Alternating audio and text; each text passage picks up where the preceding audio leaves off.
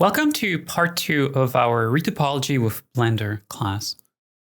Over the last few days, I took some time to do an extra pass over this head, and this is the result of that. During part 1, we had covered all of the important tools that you need to know to be able to do retopology within Blender. So there's really nothing else that needs to be said as far as the tools are concerned before we start the retopology.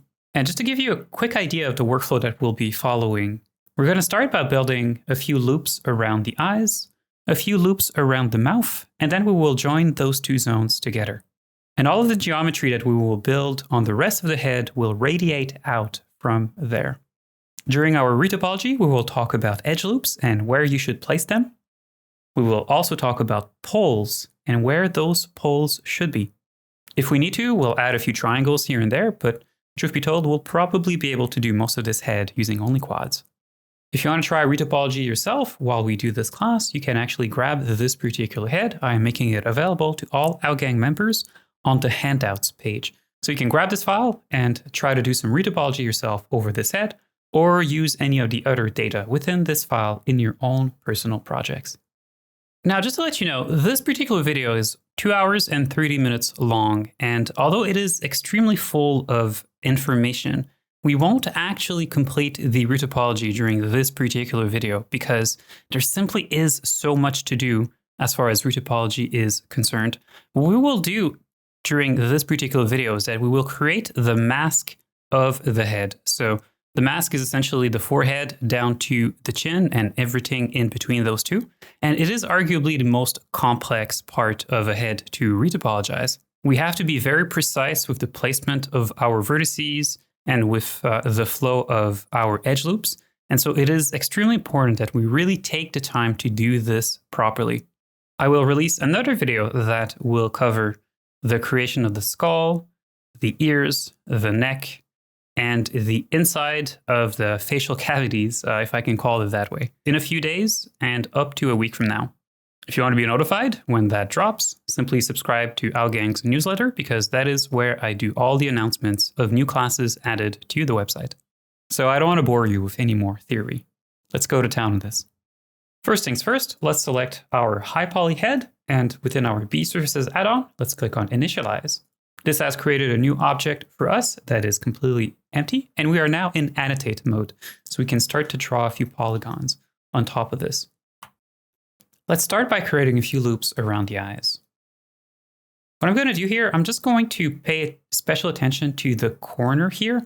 Now, there's different ways that we can build a corner, but a very simple one is to simply draw a line that goes from the exact extremity here of the opening to the eyes, and just draw a line that has a little bit of a downward curve like this, so that we can follow along the brow bone. Let's continue to add a few loops here on the bottom of the eye.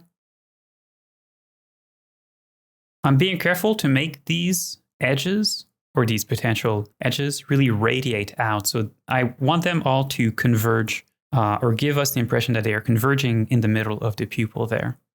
Here too, at the innermost extremity of the opening of the eye, I want to make sure to place an annotation there that will become an edge loop afterward. And let's continue. As much as possible, we want to try and match the amount of loops that we have on the bottom of the eye with the amount of loops that we have on the top of the eye. And you can also see here how some of my annotations probably should have been continued further down here. So let's just switch over to our eraser here, and let me just erase a few of these and recreate them. So we want to, as much as possible, to match the same number of loops on the top as what we do on the bottom. If you don't wind up having the exact same number of loops at this point, that's okay. We can change those later on, of course. But visually speaking, this seems to be very similar to me, the amount of loops that we have on the top as the ones that we have on the bottom. And they all seem to be nicely aligning with each other as well. So this will work really, really wonderfully for us. Next, let me draw a circumferential line that will represent the upper eyelid crease and the lower eyelid crease. Let me draw another line that will be the line that will be in contact with the bottom of the eyebrow here, and that will be of a somewhat similar thickness here. And finally, let's draw one more circumferential line here that will represent the border here of the eyelids. Now, if your lines are a little bit wobbly, if they're not placed exactly where they need to be, that's okay at this point. It's really not a problem because we will move all of these later.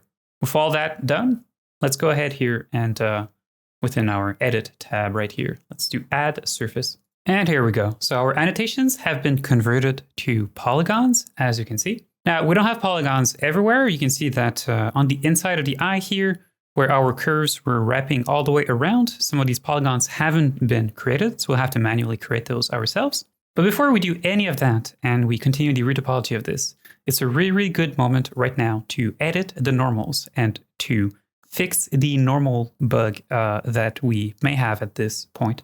During part 1, we had actually talked about this, the way that we're using the annotate tool to create those first few polygons may impart a random orientation to the normals of the mesh. So we want to fix that at this particular point. Let me just go ahead here and turn on in front so that our mesh is rendered on top of our high poly. And let's also switch here over to the solid viewport shading mode. Let's go within this drop-down menu right here. Let's turn on backface culling.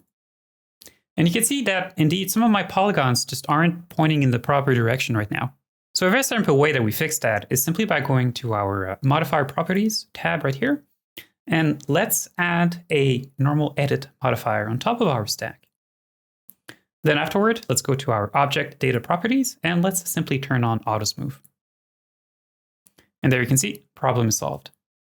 Let's go back to our modifier stack and let's apply, or rather, let's get out of edit mode first. Let's go back to object mode, and then let's apply our normal edit modifier. In certain circumstances, this may not actually fix the problem for you. You may still have polygons that are flipped.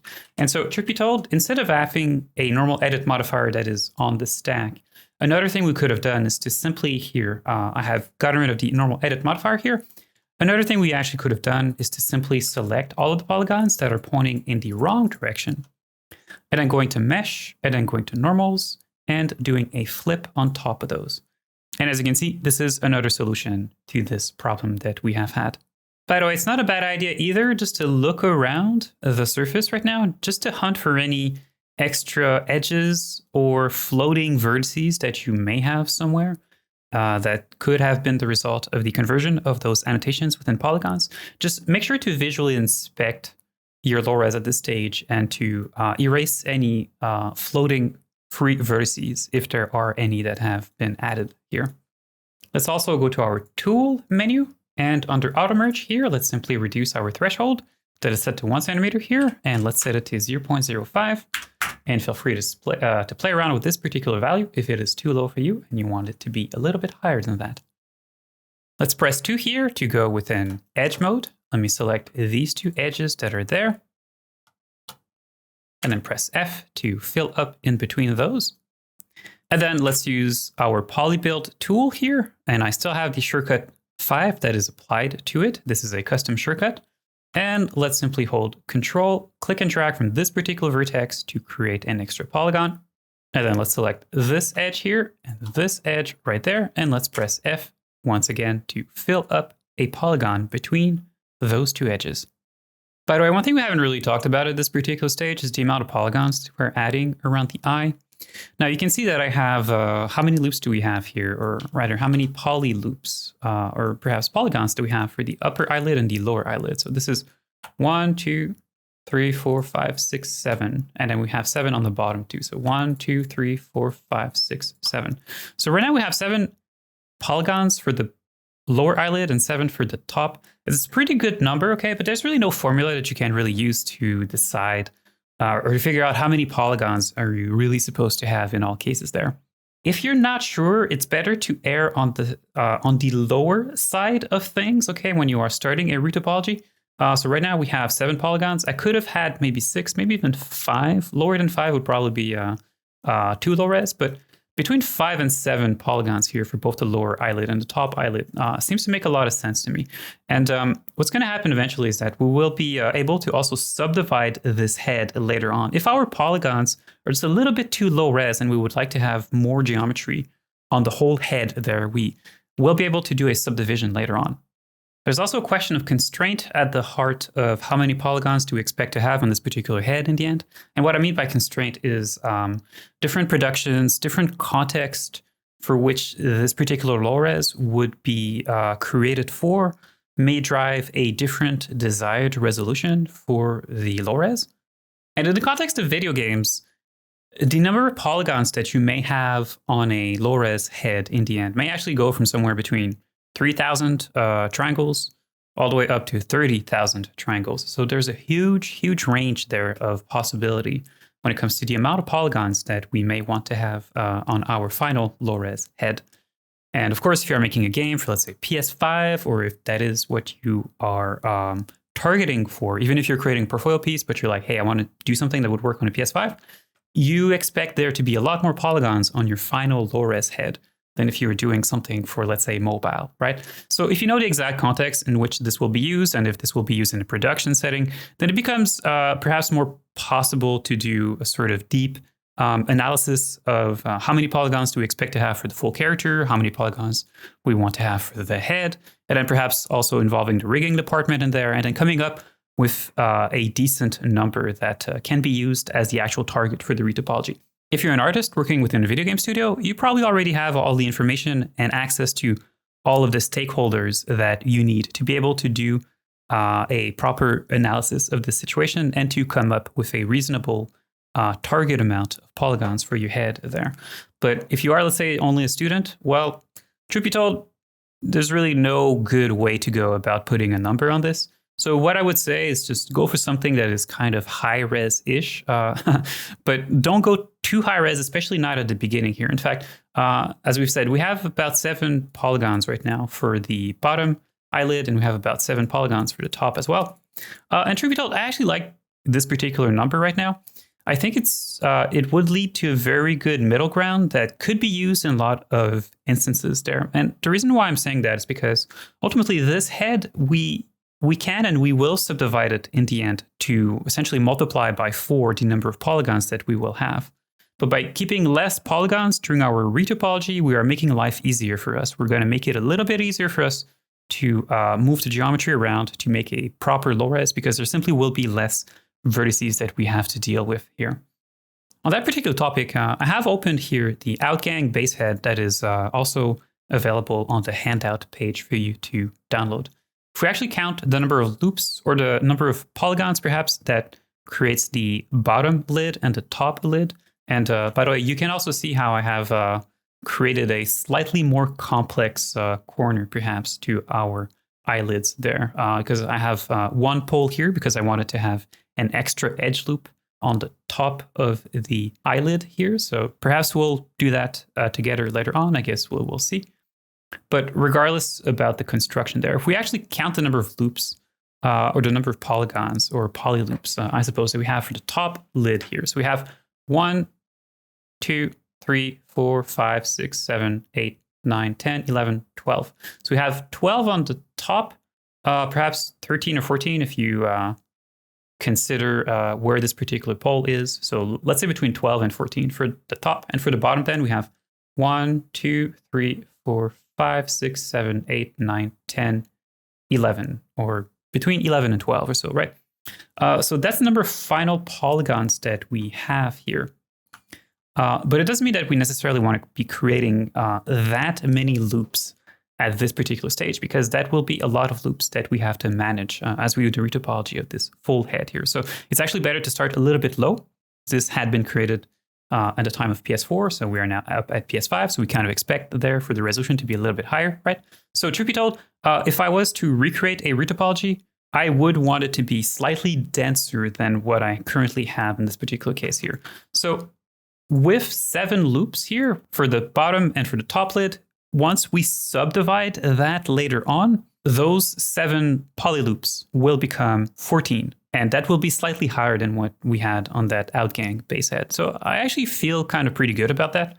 I know that's a very long-winded analysis and explanations of the number of polygons that we want to have and how to go about doing that. But it's good to ask ourselves that question here. But it is also good to recognize that ultimately there's really no formula you can kind of go to figure out how many polygons you should have for the retopology globally. Truth be told, you simply have to go at it intuitively by comparing with other models that you have seen in other contexts, and then kind of figuring out whether the density that they have used in there is appropriate for your own personal goals. If you're not sure, just go for what we're doing right now. It should be pretty good in the end. Okay, so before we do move on and create our first loops around the mouth, one thing I would want to do at this particular stage is maybe just to tweak the position of some of these vertices right here.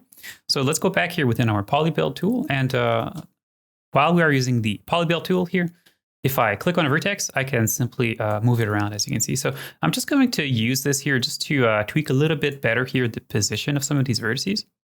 And I'm going to move these vertices here on the edge loop that goes all the way around the borders of the eyelids. I'm going to make sure that it's very nicely and precisely in contact with where there is the angle change happening.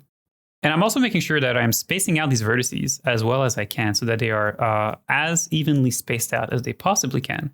Another great thing here is to try and really take advantage of the natural breaks that we may have sculpted within our high poly. Like here, if you actually look where my cursor is right now. So there's actually a bit of a natural break here that I have sculpted on the high poly for the upper eyelid there. So I want to make sure that I am placing this particular vertex exactly at that position to really nicely capture that angle change on our low res. Not a bad moment either to already start to use our loop tools, our spacing loop tools. So let's actually go ahead here. Let's switch over here to edge mode. Let's go to edit. And then here, what I'm going to do here, I'm just going to select the 7 edges that are here. And we're just going to do a space on top of this. And by doing a space, you can see that the vertices are actually, some of these vertices are actually moving quite a lot. So of course, by pressing space here, it is making all of these edges to be the same length. So it is, in essence, redistributing all the vertices so that the spacing between the vertices is exactly the same. And some of these vertices have actually moved quite a lot, but I actually don't mind the final position of some of these vertices. So we're actually going to keep that.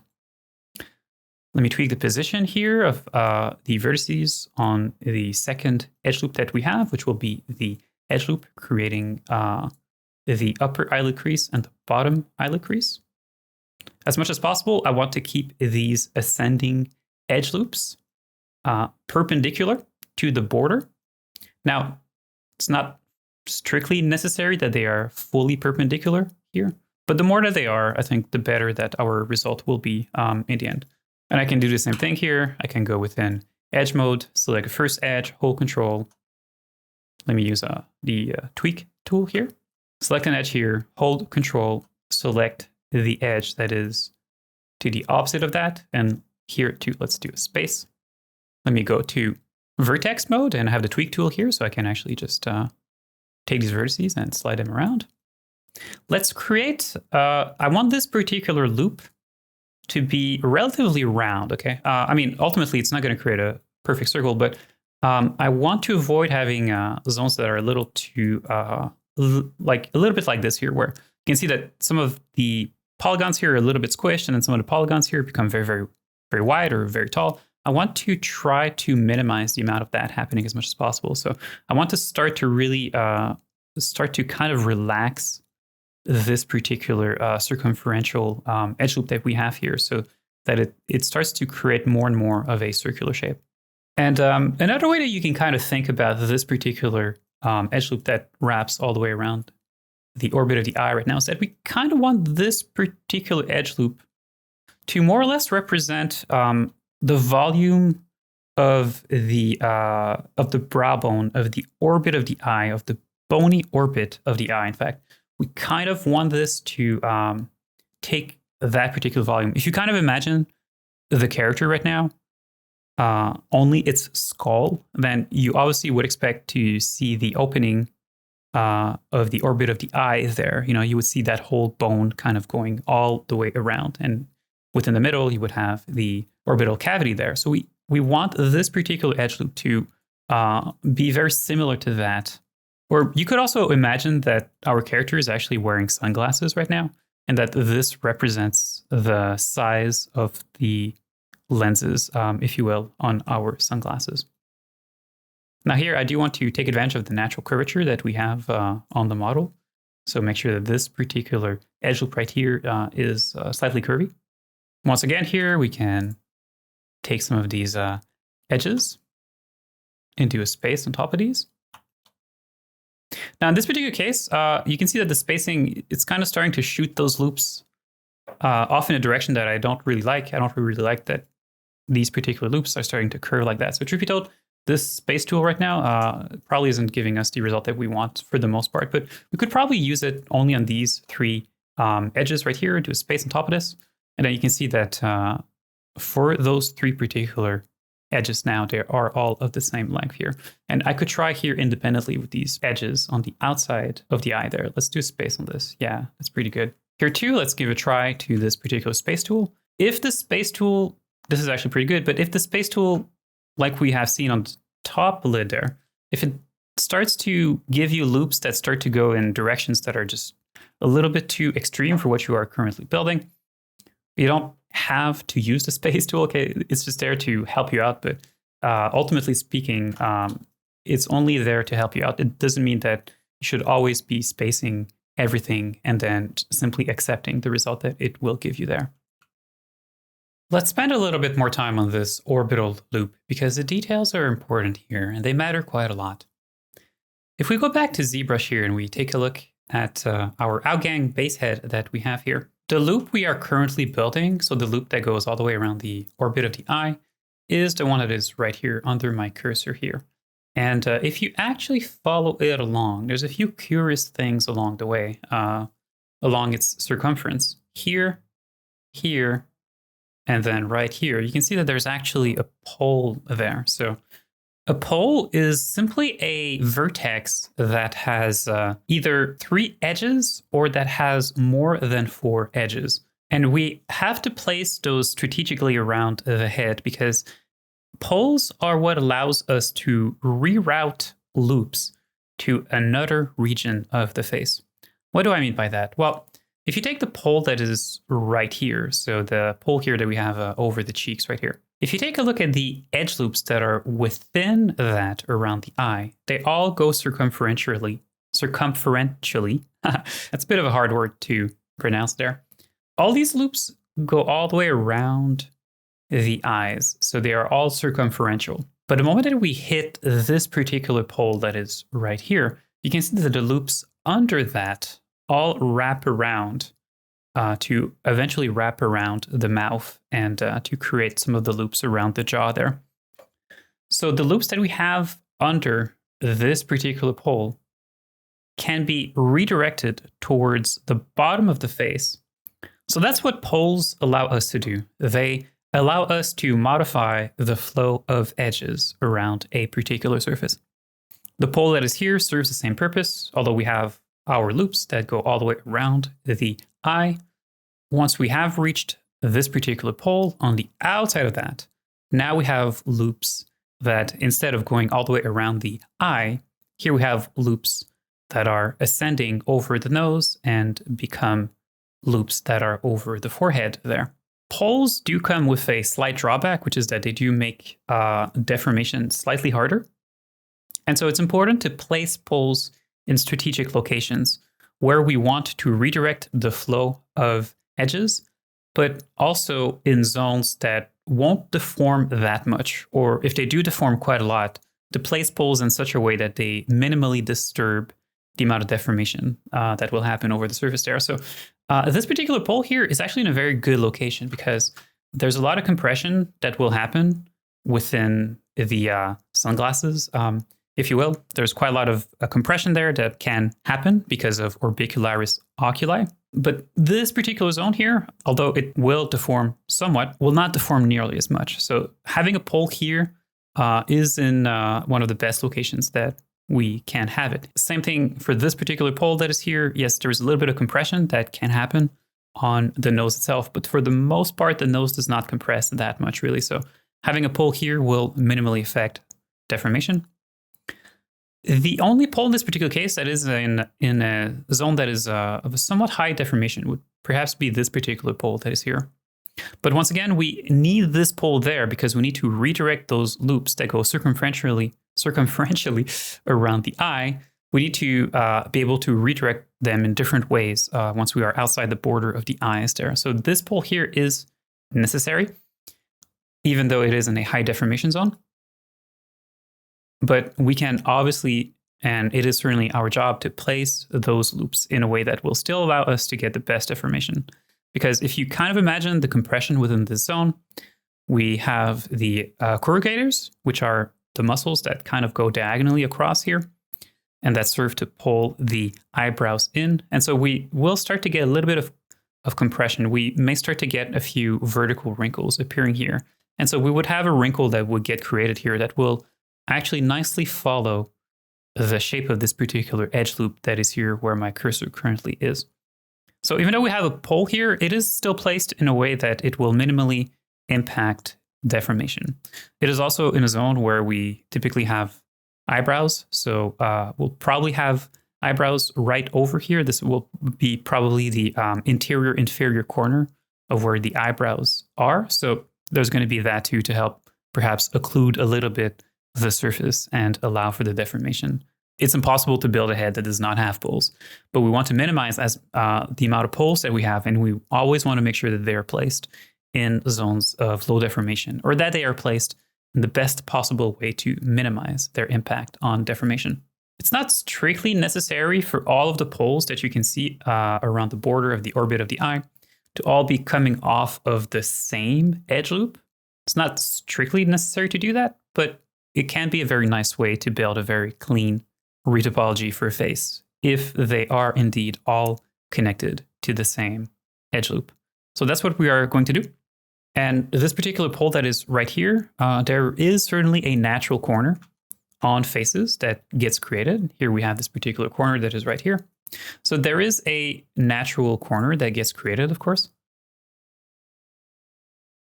And so it makes sense for us to want to have the pole within that natural corner that we have over a face. And right now, you can see that my vertices are not exactly where they need to be.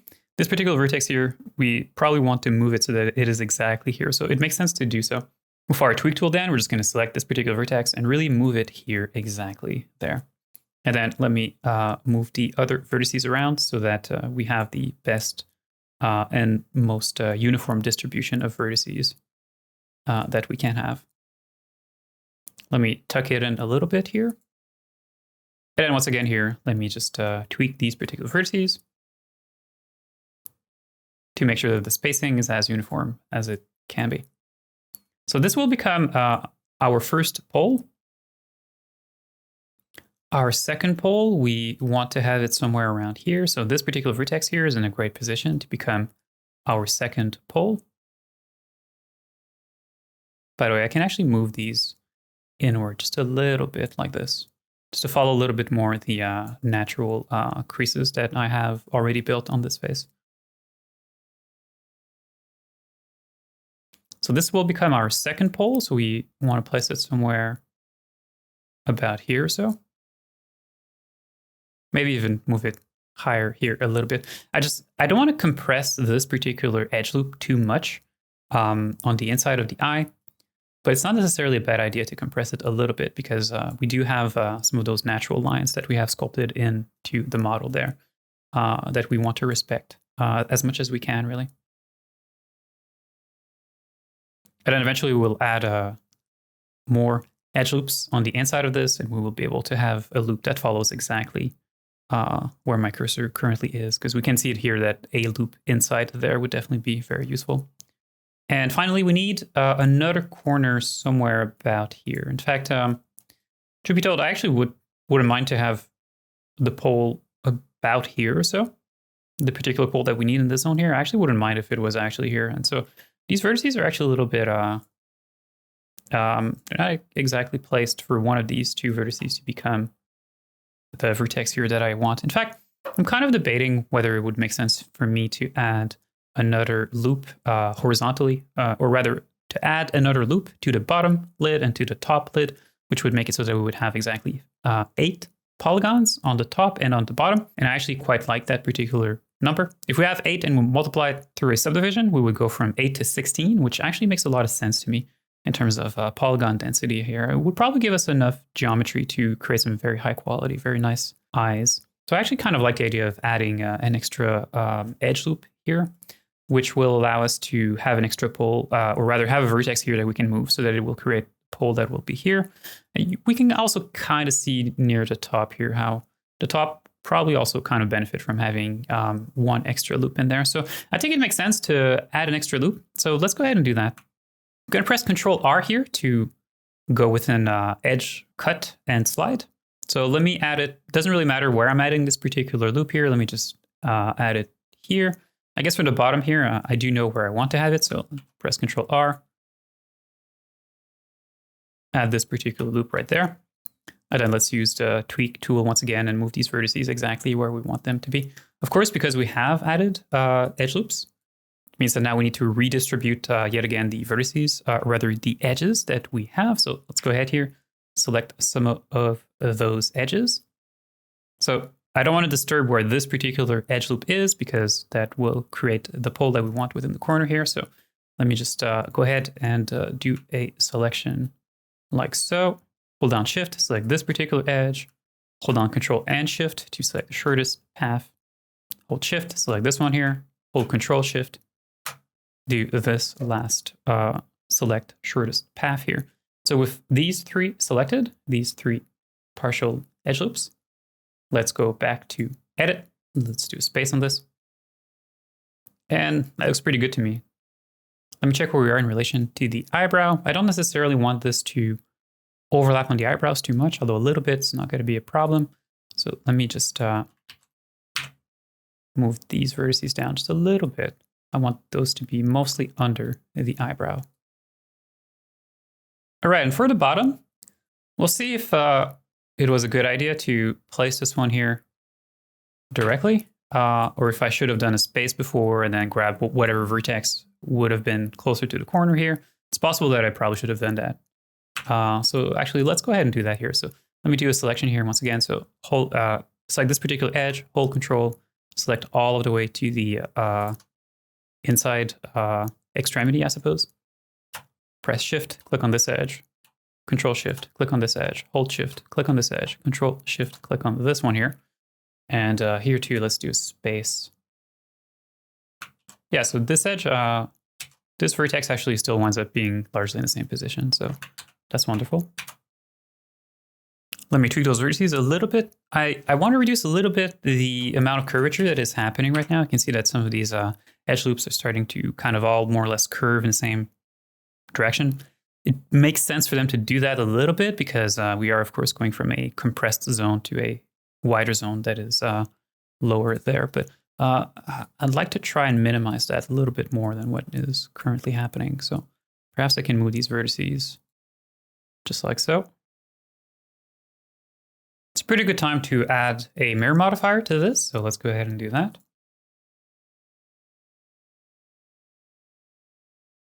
And let's take our mirror modifier and let's slip it over the shrink wrap. Now you can see that even though I have done that, you can see that some of these vertices still probably need to be tweaked manually because this head is asymmetrical, but we will do that later. This is not something that we want to worry about at this particular stage. We have the rest of the face to deal with first. Let's move on and work on the mouth a little bit. And what we're going to do in here, we're simply going to extrude one of the edges of the orbit of the eye all the way down to the mouth there. So let me go ahead here and edit mode. Let me select this particular edge that is here, hold Control, and then click a few times to create a few edge loops. This particular loop will have to follow the nasolabial fold, but we will do that afterward. First, let me just create a little bit of geometry here. And then let's use our tweak tool in vertex mode and tweak these vertices around. So this particular edge here has to respect the nasolabial fold.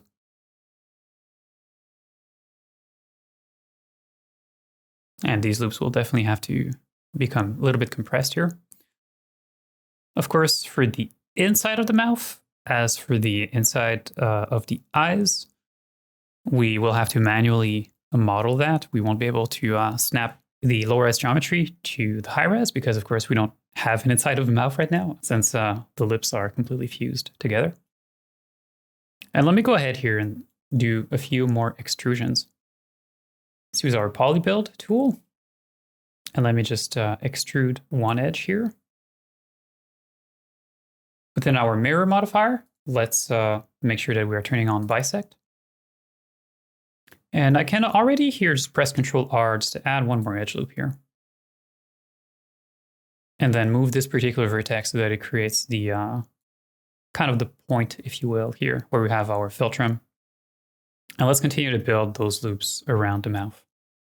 For the resolution of the polygons around the mouth, I want them to be somewhat similar to the resolution of the polygons that we have around the eyes, because of course, those will deform quite a lot. In fact, the mouth deforms more than the eyes do, even though ultimately the eyes is what is most important to really capture a face properly. Ultimately, it is really the mouth that deforms the most here. So it's really, really important that we really build a very high quality mouth and that we have enough resolution there. So whatever is the size of the polygons that you have around the eyes, you should probably go for something somewhat similar in terms of polygon size around the mouth here. So you can see if I complete this particular, we can kind of fit more or less one edge here if we consider the size of the edges that we currently have. So that would give us 1, 2, 3, 4 times 2. So that would be 8 edges or 8 polygons creating the top lip if we only extrude this edge out until the corner of the mouth here. Considering how big the mouth is in relation to the eyes, we obviously would want to have more polygons around the mouth than what we have around the eyes, simply because the fact that the mouth is simply a lot bigger. It's a lot wider there than the opening of each eye. So 8 polygons here is not going to cut it. We need to have more for the upper lip and more for the lower lip. So let's go ahead and do that. Let's already start to add more geometry in here. Let's use our poly build tool once again. I'm just going to extrude this particular edge out. I could definitely extrude it out to the corner. But after that, I definitely want to press Ctrl R and add one more subdivision there, if you will. And we can already go ahead and start to extrude a few of these polygons out. And let me just activate this little on cage edit button that is right here so that I don't see these vertices double. I just want to see the final position of those vertices here. But you can see once again that the vertex exists somewhere else in space than what we are currently seeing here. So this is not a bug. We have talked about this during part 1. And this is just the shrink wrap modifier that is creating this for us here. But with the tweak tool, once I have that is selected, or if I just continue to use the poly build here, the moment that I click and drag one of these vertices, it will correctly snap to the surface. Let's extrude a few more of these polygons around. Here, of course, once again, I want to respect the nasolabial fold. And here, I'm just going to route this particular edge back up to the edges that we have that is creating the orbit of the eye here. Let me select this edge here and this edge there and press F to bridge them together. Let's add one more cut somewhere. Let's press Ctrl R. Let me add a cut perhaps about here. So we will redistribute these, of course, so it doesn't really ultimately matter that much where we are placing this. Then let me select all of these edges here, from here up until the little sharp corner that we have for the top lip. And let's do a space on those. We could already do the same thing with these loops or these edges right here. Let's do space there as well. And now, of course, I do want to tweak these particular vertices so that I'm getting rid of as much distortion as possible and having these loops flow in a curve, in a very gentle and nice curve as much as possible.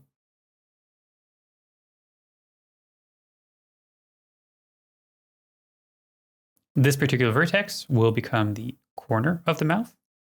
So truth be told, probably want it to be placed a little bit more here because it needs to be exactly within the limit between the upper lip and the lower lip. And now let's create the loops that we will need for the bottom lip. Let's use poly build. Let's extrude this particular edge. And here, once again, I'll try to match the height of the edge loops coming off of the top lip, I will try to match their position with the edges that I am placing over the bottom lip.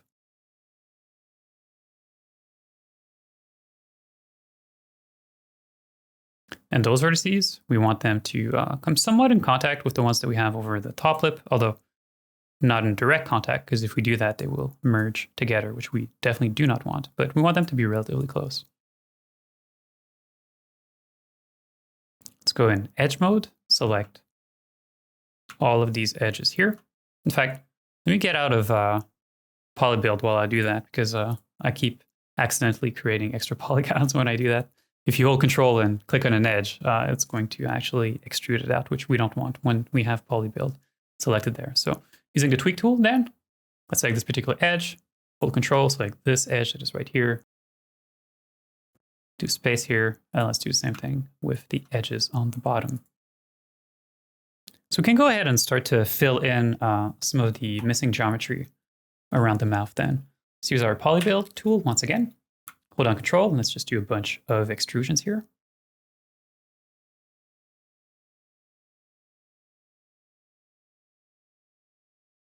As much as possible, I would want this particular vertex to follow exactly the filtrum, but her filtrum actually compresses here quite a lot, so it's okay if it's just slightly, if it winds up being just slightly on the outside of the filtrum, that's going to be fine.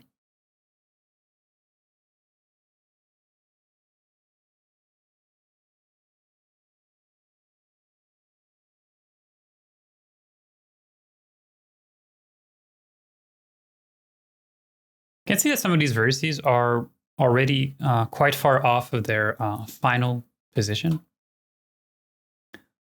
As I move my polybuild cursor around here. So it's not strictly necessary at this point to collapse the shrink wrap, but we might as well do that, just to make sure that these vertices do wind up in their final position properly there. So let's go ahead and do that. Let's get out of edit mode. Let's go back to object mode. Let's go ahead here and let's simply duplicate this particular shrink wrap. And let's apply the first one. Let's do a few more extrusions to complete the circumference of the mouth. And here, this particular loop here, so the loop that is in the middle, I'm going to take advantage of this natural crease that we have on the model here. So we'll make sure to place it exactly there so that it falls within that particular crease. And the crease that is right here under, so the crease here that creates the chin, or that creates the border between the lower lip and the chin. It would be tempting to have loops that kind of create a bit of that kind of follow that particular curve. Under certain circumstances, it may not necessarily be a bad idea. If someone has a lot of, let's say, fat, or if these kind of little parts here of the body, I suppose, if they're very prominent somehow, it may not necessarily be a bad idea with these loops that we're building on the head to wrap around that particular shape and then to come back up here. So to be a little bit more anatomically precise, perhaps, in their placement, it wouldn't not necessarily be a bad idea. But in this case here, so the particular chin crease that she has, it's not all that strong. So I think the most important thing really is simply to have a proper edge loop that separates here the lower lip from the chin. And as long as that loop is there and we do capture that nice angle break, I think the rest will actually be quite fine. If someone has very defined facial features somewhere, it's something that's quite important to pay attention to when we do retopology. You know, we want to take advantage of the natural angle changes on the high poly and place edge loops at those locations, because then it makes the silhouette of the model conform itself very nicely to the silhouette of the high poly. Don't only blindly follow what I'm actually doing, but also ask yourself the question, okay, like, are the placements of the edge loops that I'm placing right now appropriate for the head that you are working on? Or should the edge loops be placed in a slightly different way? You know, that's obviously like the big question when we do retopology, obviously. And to a certain extent, while it just you just need more practice, you know, to kind of develop that particular mentality for yourself of looking at a model and then kind of feeling where the actual edge loops should be placed to support best the shapes that are there. So we finished the circumference of the mouth, the basic circumference of the mouth. We'll obviously add more geometry to that. But for now, it's actually a pretty good start. What I want to work on next is the cheeks and this particular zone here, because this zone can actually get quite tricky, okay? We've been speaking about poles and where our poles need to be placed.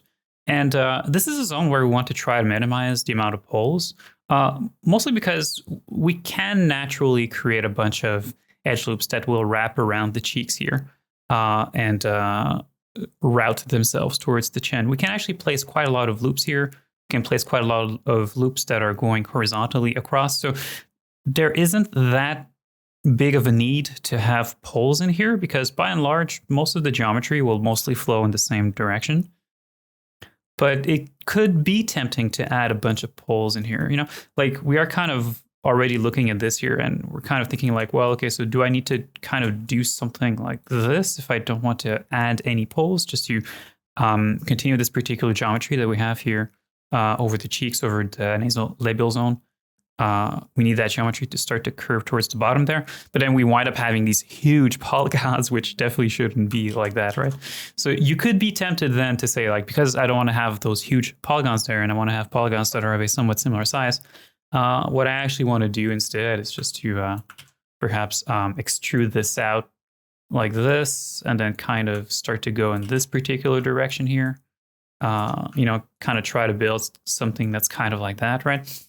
But the problem, if we kind of go with this and all these loops that are coming off the nose, or that will be coming off the nose, if we route them horizontally across directly like that, and we start to create loops that go horizontally across a little bit further down, the problem is that, well, we've just added a pole in this particular zone here, which is a zone of extremely high deformation. This is the nasal labial fold, and we expect that zone to compress quite a lot if someone is smiling, let's say.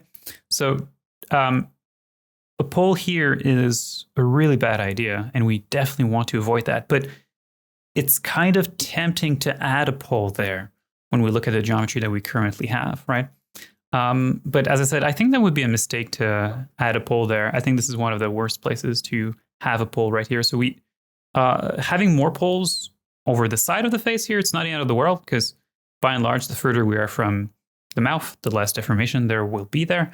But right over the nasal labial fold, we do not want to have poles there, okay? Like this is a terrible place to have poles.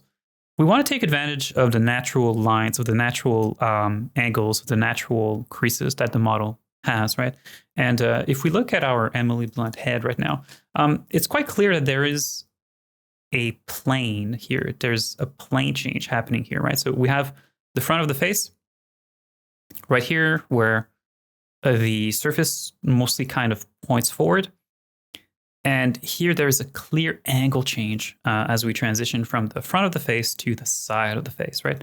So there's a very nice angle change that is kind of happening diagonally across here. And that's not here by accident. That's here because of all of the muscles that we have under the skin there, you know, like, so we have the zygomatic bone that is right here. Here we have orbicularis oris around the mouth. In between those two and connecting those two is the zygomatic muscles, including zygomatic major, which is a very big muscle when it comes to smiling there. So we want to have geometry that nicely follows zygomatic major then. We need to have edge loops that go diagonally across here. All of our edge loops will be placed in a nice way to allow for the compression to happen when she is smiling and when she is compressing zygomatic major. So let's build this, okay? Because this zone can be a little bit tricky. So let's actually work on this. In fact, one thing I would actually like to do at this stage is to perhaps add another cut right here so that the polygons that we have over the cheeks, over the nasolabial fold, so that they become a little bit smaller. Let me just do a space on those. And then let's use our polybuild tool and let's actually work on this. Yeah, so you can kind of see like this particular edge here, it's kind of curving, but it's not exactly following zygomatic major. So, you know, I might want to take this vertex and perhaps move it back in this direction here a little bit. But yeah, so I actually want to bring these inward a little bit so that they start to conform themselves a little bit more to that diagonal angle change that we have. And it probably means that these loops here probably need to also start to curve vertically here to also follow the natural flow of the face and of the jaw there. We might even have to add an extra cut here and there, because you can see that this particular loop in the direction in which it is going right now and this particular loop in the direction in which it is going, they're both diverging away from each other quite significantly there. So we may actually have to add a cut here and there to have extra geometry to build the side of the cheeks there. But before I do that, let's actually just extrude a few more of these polygons here. Yeah, see, so once again here, it's tempting, right, to just take this and kind of extrude it in that direction, like so here. It's kind of very tempting to do that, but once again, I'm winding up with a pole here, and I would like to avoid having that pole. I mean, we have to find that we want to have a pole here, right? So we do have to have a pole in here somewhere. But as much as possible, I want to minimize the amount of poles that I'm adding closer to the mouth and to the nasolabial fold. But we need to have a pole somewhere in here. So let's add a pole right here, like this particular vertex, the one that we had defined before, where we wanted to have that particular pole, right? So let's actually add that. These particular loops here, the ones that are coming off of the eye, we actually want them to run. Some of them will definitely have to run here towards the side of the face there, but I also kind of want them to run sort of diagonally across like these towards the bottom as well, because that will just, once again, follow the natural crease lines that happen on the face when we are compressing zygomatic major or orbicularis oculi in this particular case. You know, like we have wrinkles that start to appear here that kind of follow this particular edge that I have right now. So I definitely want to keep it there. So yeah, this zone can get very, very tricky. So let's really take our time here and really move these polygons one at a time and really make sure that we are placing these very, very carefully there. All right, let me select this and this here. Let's bridge that. Let's use our tweak tool. Yeah, so if in doubt, if you're not sure in which direction to continue a particular edge loop somewhere, ask yourself the question, is there a natural crease or a natural edge of the body that I can follow? Or if the character is actually having a particular emotion of some kind, would there be a crease happening in the particular zone? And if that's the case, then, you know, as much as possible, you want to follow those particular creases. All right, so here we definitely need to start to curve these towards the top, of course. We could maybe add another pole here, you know, around our sunglass border. We could maybe add a pole here. I'm not sure whether we'll need that now, but could perhaps work to have a pole here. I guess we'll see how that goes. I'm a bit less concerned about that, and I'm concerned with these polygons here towards the bottom and over the side of the face there. Yeah, so these definitely have to start to diverge quite a lot if we want to be able to fill up here the side of the face. And you can see how wide these particular polygons are. And if I'm not adding any poles here, I don't have much of a choice but to continue them like this. So they're becoming extremely large. I mean, we'll have to have a pole in here somewhere for sure. And here maybe it could be a little bit too close, this particular pole here. Probably going to be too close to this one here, so I'm not quite sure I want to have it there.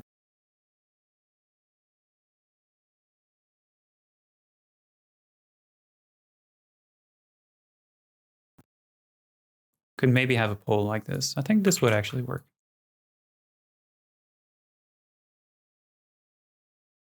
These vertical loops here will route themselves towards the bottom there. This could probably work. As we said, obviously these are way too big right now. The moment that polygons become very, very, very stretched like this, it's probably a sign that you need a few more edge loops somewhere. Let's go ahead and do that. Let's add a cut here. Let's add a cut there. Some of these are merging here. That's not great. Let me actually turn off the auto merge for now.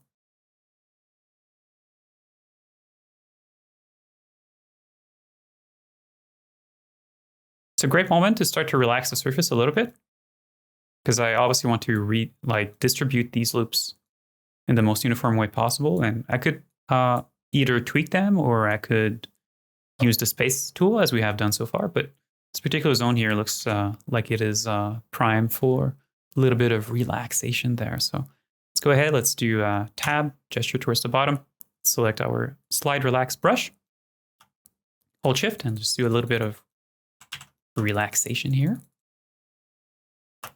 I want to be careful about this particular pole because how big these particular polygons are. If I do a relaxation, you can see that it has a tendency to go towards the inside of the face there. So I probably don't want to relax that too much. I suppose it wouldn't be a bad idea at this stage to, in fact, oh, that was weird. Perhaps add an extra edge loop here. We know that sooner or later we need to have it there, so we may as well add it now. It's going to make that relax brush work a lot better there.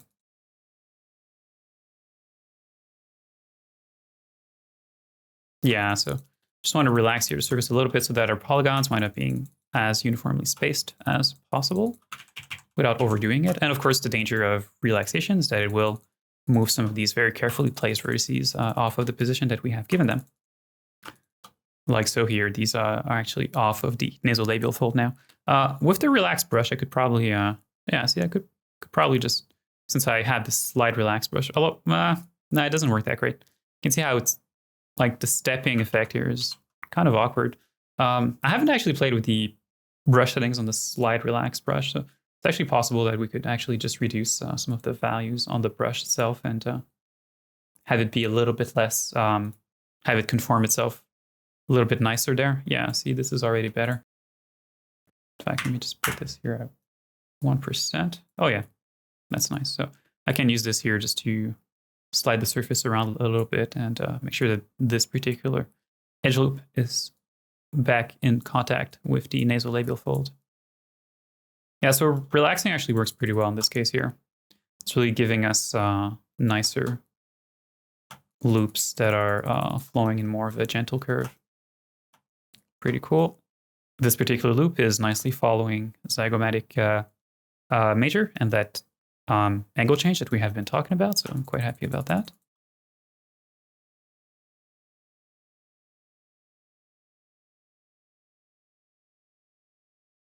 Okay, it's slightly awkward the way that this slide relax brush, but for the most part, it's more useful than it's not. So I think that's good here. Kind of tempted to everything we've been doing to once again just duplicate and apply the shrink wrap modifier.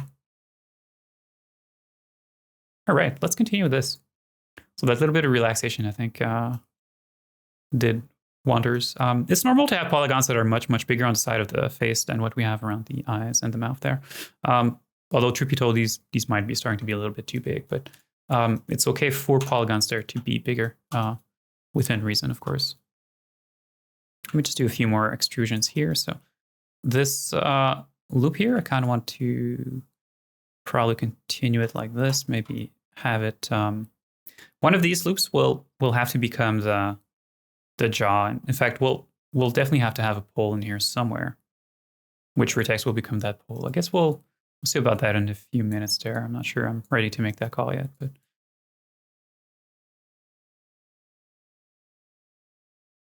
so here at least, yeah, I could probably move these edges a little bit closer together. These vertices a little bit closer together to get polygons here that are slightly smaller than what we have. It's okay, the placement of some of these vertices are not perfect because we will do more relaxation later on.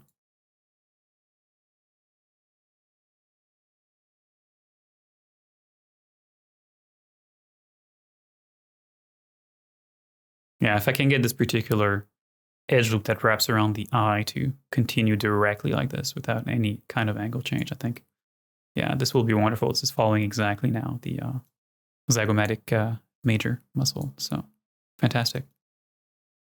Let's work on the jawline then. This kind of zone here, I think let's actually close this off so that we can stop worrying about the bottom of the face, and then we can move on to the nose itself, build the nose bridge, and then start to build the forehead there.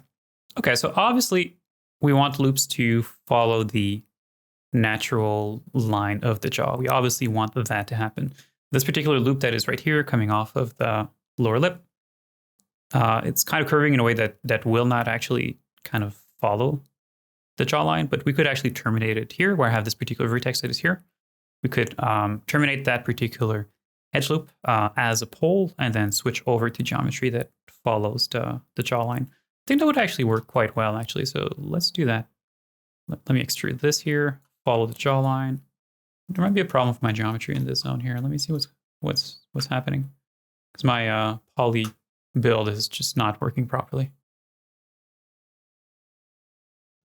Oh yeah, I got 2 vertices here. Let's turn on auto merge yet again. Okay, and just by moving one of these vertex, it should take care of the problem. They should merge together. Here we go. All right, so this will be the corner of the jaw.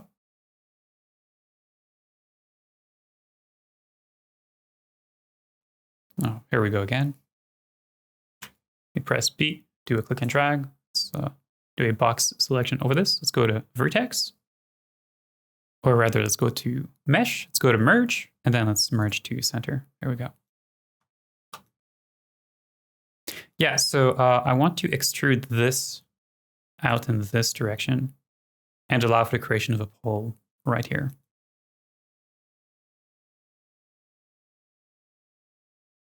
So it means that those loops that we have coming off the nasolabial fold can wrap around and create the front of the chin there.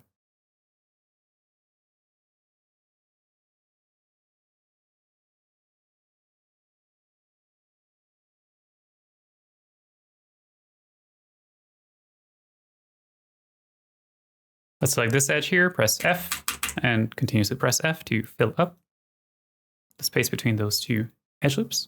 Yeah, this might be a problem here. So this could be a problem. There's also a chance that we will not have enough geometry for the front of the chin there. So those are potential problems.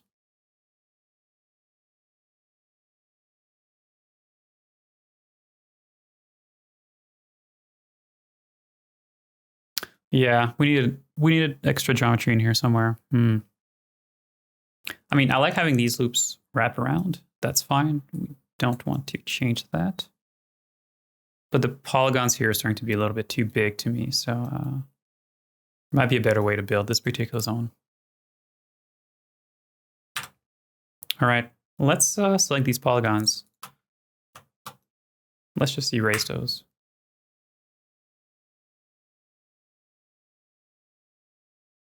Once we get to the chin, really, we could start to build something a little bit more complex in this zone too. Add a few more poles in this particular zone to have a little bit more geometry for the chin, and I suspect we may have to do that. You know, the chin itself doesn't deform that much. If I had a pole here, I think I would be fine. That would be fine. If I added my pole here a little bit higher, I think we would be okay. Than to have it like really far down. I mean, truth be told, there isn't any exact edge to the jaw. I mean, this is a very curvy surface. You know, it kind of looks like there's a natural edge here, but that's actually just a shadow. You know, like truth be told, if you look at this under other angles, there is an angle change, but for the most part, I mean, the surface is very, very round and soft, right? So, truth be told, we could actually have our pole in whichever location we really want it to be, really.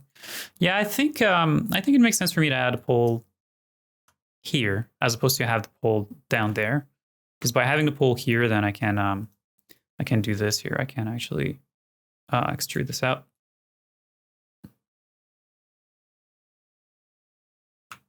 Like this here.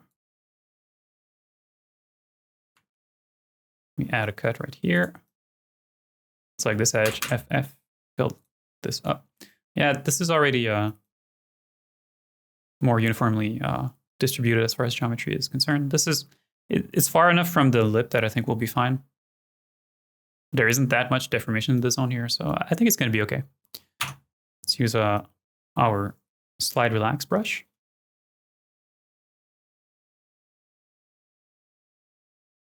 Press M to do a merge.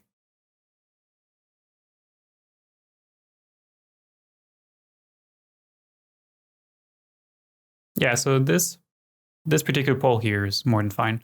What did I do on the outgang base head, by the way? I'm kind of curious now. Oh, yes, you actually have the pole in the exact same place there.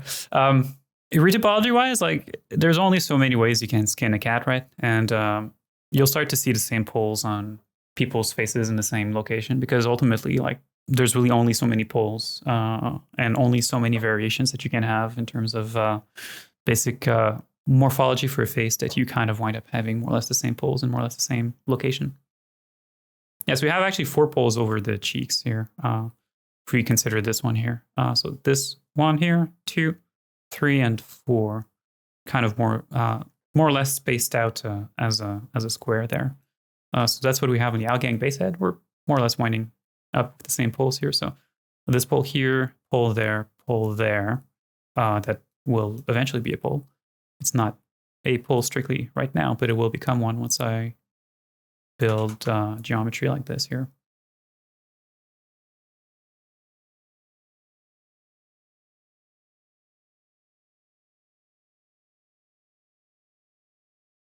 This can perhaps tuck itself in the corner of the jaw. It's not clear whether I'm going to need an extra edge loop here. We'll figure that out later. So I'll leave a little bit of space here in case I need to run another loop vertically here. Probably will want to run another loop vertically here, looking at the size of these polygons, in fact.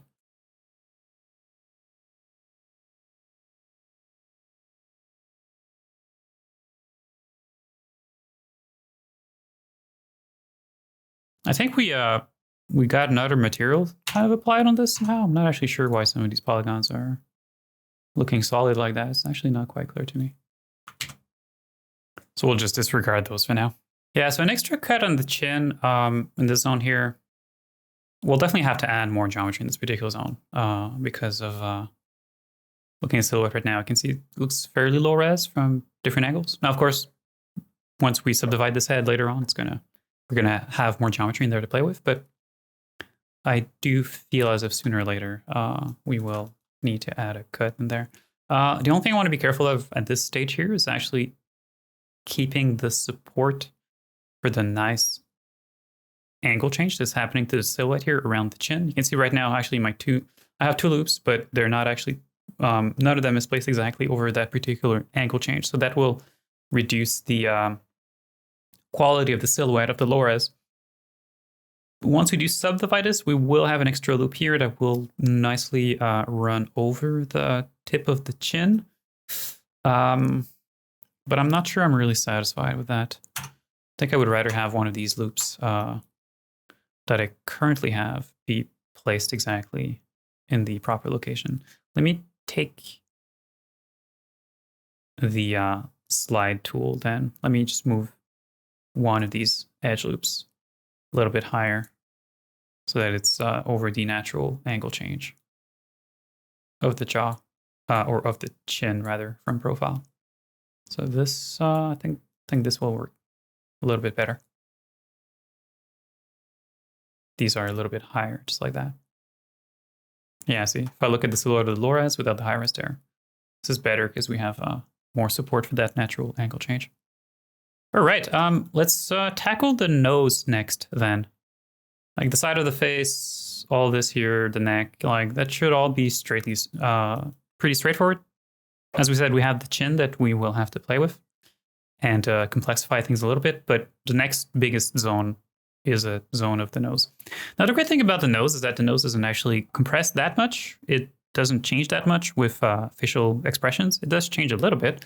It does move around a little bit, but not all that much, really. So we can be fairly freestyle, perhaps, in the geometry that we add over the nose and have as many poles as we really need it, or at least within reason there. But we can definitely have a lot more poles around the nose than we can have elsewhere around the face because the nose doesn't deform all that much. That and the ears, it's kind of the same thing, you know? Like there are 2 anatomical structures that have a lot of curves. There's all these volumes that are sort of interconnecting in different and interesting ways, but because they just don't move all that much, we're actually free to have as many poles in there as we need to properly support the surface and the curvature that we have in there. All right, so let's build the nose together. So use our polybuild tool. Let me just start by extruding this particular edge. and getting it in contact here with the this little thing here, whatever you want to call that. You know what I'm talking about. So here, okay, so I want to move these vertex here so that it largely takes the width of that. And then perhaps we can already extrude this towards the tip of the nose. Her nose is asymmetrical, which, well, just like the rest of her face, really, but that will obviously complexify things a little bit. All right, let's leave this here. We're not going to create the tip of the nose right now. We will do that later. Okay, this edge here seems like it could come in contact with the inner border of the wings of the nose. So right here, I think that should be pretty good. This is another one of those zones where it's kind of tempting to add a pole in there somewhere. You know, like it's kind of tempting to build something like that. I'm winding up having a pole here. It's not the end of the world to have a pole right here, but if I can avoid to have it, I think that would be even better. So let's see what we can do about that. But obviously, I mean, I have loops right now that are diverging, so something needs to happen in this particular zone. Yeah, I mean, the way I've built this, I really don't have much of a choice but to add that particular pole there. So it's either I add a pole where I have specified it, where I don't necessarily like it, right here. It's either I have a pole there, or I add an extra edge loop that goes all the way around the mouth, which wouldn't necessarily be a bad idea, just looking at how vertically stretched these particular polygons here are, you know. We want to keep it relatively low res at this stage because we will subdivide this later on to add more geometry, but it doesn't mean that we can be allowed, so to speak, to create polygons that are very rectangular. So the fact that these polygons are rectangular right now is a problem to begin with. We need to have more geometry there because, yes, we will add cuts. We will subdivide this later on and we will have more geometry. But if the polygons are rectangular now, they will stay rectangular after subdivision. So that's actually bad. We want our polygons to always be as square as we can make them. And you can see that we have largely done that so far. All our polygons are largely square, but here they're becoming very, very stretched, vertically speaking. So that's definitely a problem. So we definitely want to add another cut then. So let me actually do that. Just like this around the mouth. And then let me select, in fact, these three edges here. Let's select the ring from that. Let's go to select here. Select loops, select edge rings, all of that here. Let's do a space on that. Yeah, I like how this particular loop has stayed within the natural crease between the lower lip and the chin there. So that's really, really cool. It could be tempting to use, and once again, this is the danger of relaxing things without being too careful about it. You know, if I go over this and I do a little bit of a relax here, the geometry actually looks good upon first inspection because these polygons are more uniformly spaced. But the danger is that now this particular loop has moved off of the nasolabial fold, and that's a problem. So relaxing the surface is not necessarily always the best way, or isn't necessarily something we want to be doing all of the time everywhere. So I do not want to be relaxing because this edge loop here has to stay there no matter what. It cannot move. To keep a little bit more consistency in terms of polygon size, I may have to add yet another loop that goes somewhere here on the side of the face and sort of follows the nasolabial fold there. I may have to add another loop in there to reduce a little bit the size of these particular polygons, but that can wait. That can wait a little bit later. So the consequence of adding that second loop, okay, I will always have this particular pole in here, but because I've added that second loop that wraps around the lips there, the pole, I can move it a little bit closer towards the nose, although it will never be perfectly there, I don't believe. I suppose the other thing we could do is actually add another vertical loop here, which actually wouldn't be that bad of an idea because we know that we'll need another loop near the bottom anyway for the chin that we have talked about. This will need more geometry when we look at the chin right here. This looks very low res-ish. You can't really see the polygons there. So we'll definitely need to have more geometry running down the mouth. So having more geometry running up may not be that bad of an idea either. And the consequence of all that is just that it will allow me to move this particular pole closer and closer to the nostrils, although we may never get truly there 100%. no matter what happens, I need this particular polygon to be like this here.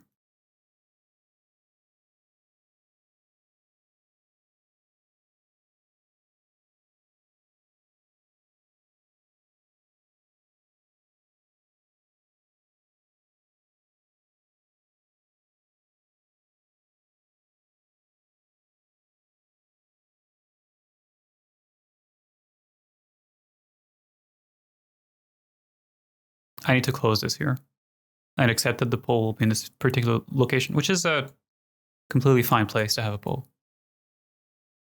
Let me fill this up here. You can see that we definitely need more geometry around the nose, of course. Because right now, I think this is probably going to be too low res to capture a nice side to our nose there. Feels like another loop here would be quite beneficial. Although it probably wouldn't change the position of this pole to begin with, even if I had that.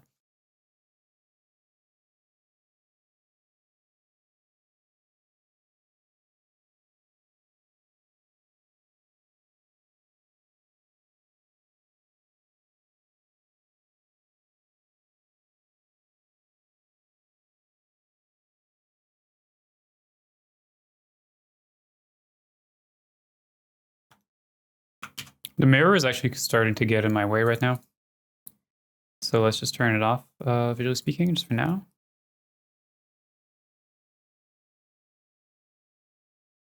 Let's keep it off only when we are in edit mode.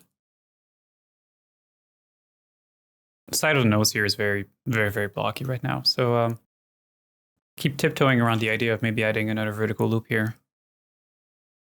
So let's just try it and see where that brings us. So I would want to have another loop here, which allows me to move these towards the side, get a silhouette to the nose. That's going to be a lot nicer. So that's pretty cool. Which in turn kind of allows me to move this pole a little bit more. Let's do a little bit of spacing on these. From here to there. I did add another loop to the corner, but I probably don't want these polygons to all be the exact same size. I mean, it makes sense for the polygons to become a little bit tighter near the corner of the mouth, because when the mouth opens, these polygons will stretch. So we want them to stretch until they are of a size kind of similar to the polygons that we have elsewhere around the lips. We don't necessarily want these to be the same size right now, which means that when the mouth opens, they overly stretch. So it makes a ton of sense, by the way, to keep polygons in the corner of the mouth here that are nice and tight.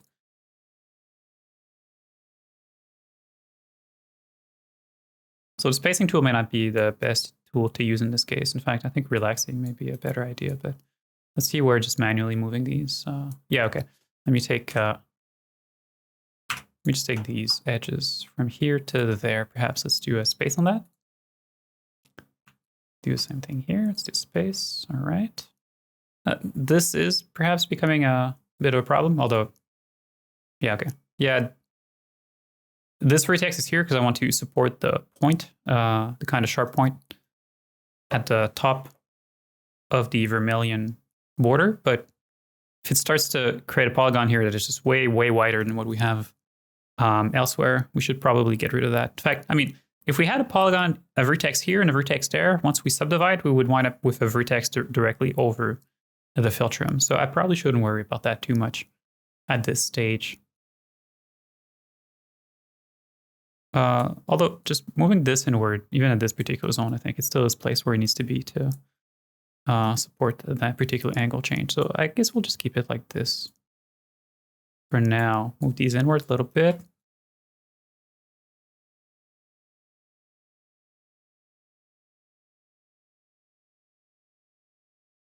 I've added a lot of geometry to the upper lip, so I want to match that with what is happening on the lower lip.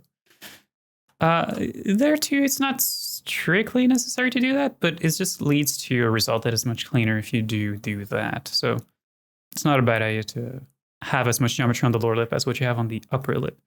As I said, not strictly necessary, but much cleaner if that is the case. And for the side here, for the wings of the nostrils, I'm starting to get enough geometry here that I'm happy with this. Once again, this looks low res right now, but once subdivided, I think we will have enough geometry to to be happy here. Perhaps another cut near the top here. Something here wouldn't be necessarily a bad idea. You can see I've created a pole here to route some of these loops around, but I may have to add another cut right here. We'll do that in just a minute. Let me add another loop to the bottom lip to match the amount of loops that we have on the top lip. So let's add one. Then let's do an edge selection. These are nicely aligning, so from here all the way there. In fact, let me just select the whole ring. Let me take this here, let's go to select, let's select edge loops, select ring, and let's do a space on all of that. There you go. A little bit of relax. All right, so that's already going to help a lot to get geometry around the chin. It's going to be a little bit more high res. It's going to help to define a little bit more of the chin there.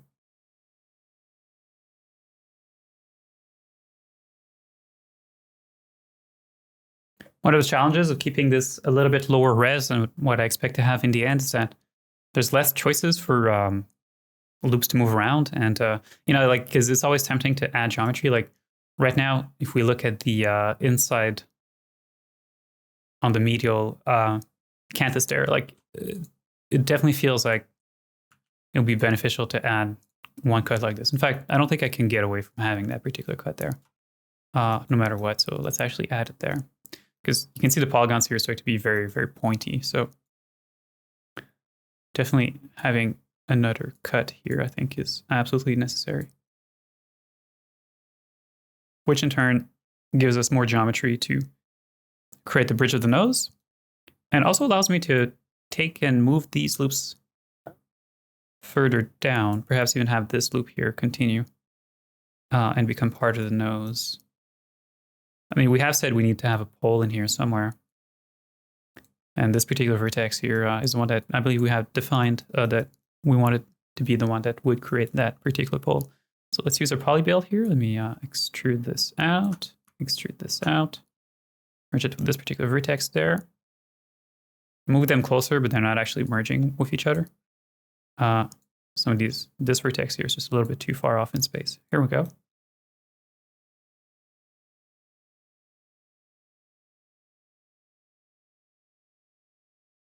When you do use the poly build, so if you hold control and you do an extrusion like this, that vertex is not actually going to snap to the surface directly, as you can see. But the moment that you do simply click on it, so the moment that you do a tweak on it, it will actually snap over the surface. So a great way to make sure that you don't wind up having all these vertices just somewhere else randomly in space and only constrained to the surface because of the shrink wrap modifier. Every time that you use the poly build tool, just do your extrusion and then simply click on the vertex afterward to do a tweak. And that will simply snap it to the surface. Okay, so this is not a pole. This particular vertex here is actually not a pole right now. So then let me just hold shift and click on this particular polygon to erase it.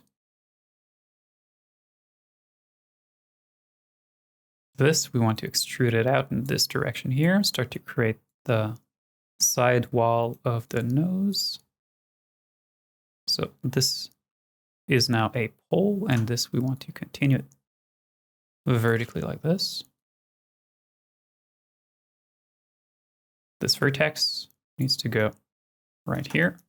It will also become a pole, which means that this we can already continue it vertically.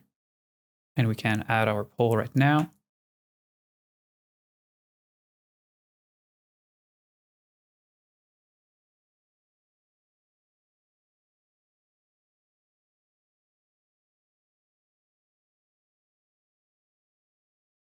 I need to have a shortcut for the edge ring selection, by the way, because it's so useful to do these partial ring selection like this.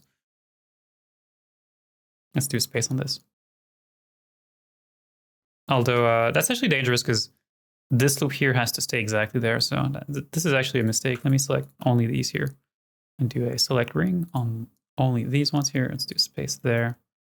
And well, I guess I don't need to do a space on the bottom there.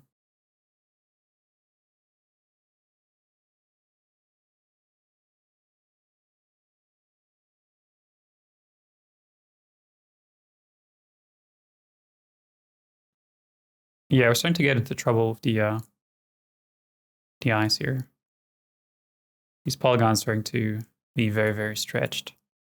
So we may have to add another vertical cut to the eye, although this is kind of dangerous because if I add another vertical cut and I want to match these with the bottom, I will need to add a cut at the bottom too, which could be a bit of a problem because I don't think that it needs an extra cut there. And I guess we'll see what we can do with this. Maybe we can get away with the geometry that we currently have.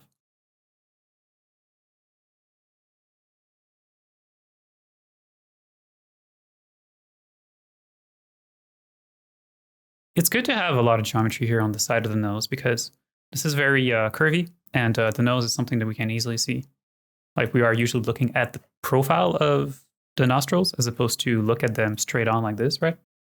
So it makes sense to have geometry here to create a nice and high quality, high res silhouette to the wings of the nostrils there. If this is too low res, this is going to start to look blocky. And because we are looking at the silhouette of this mostly, that blockiness is not something that we can easily hide with, let's say, a normal map, the way that we could hide other defects or other low res zones of the face somewhere else there.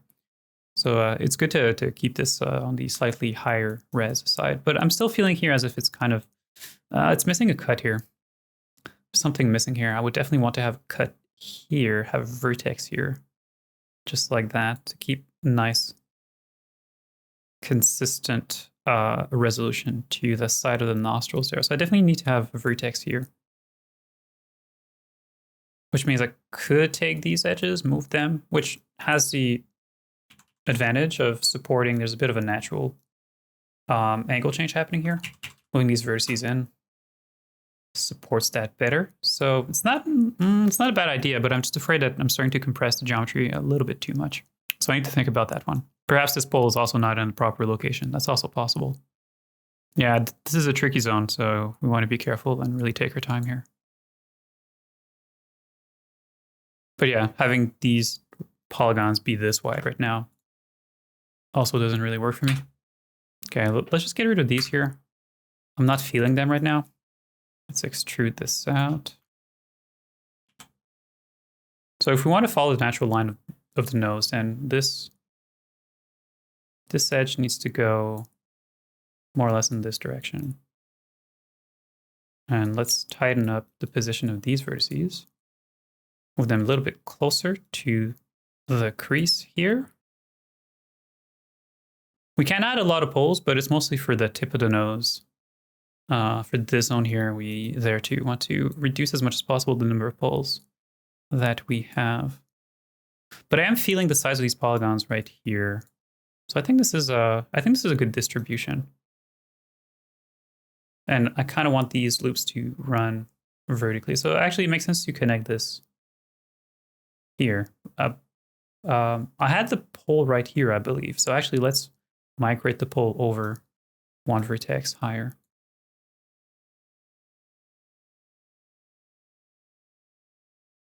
So our pole is now a little bit higher than it was.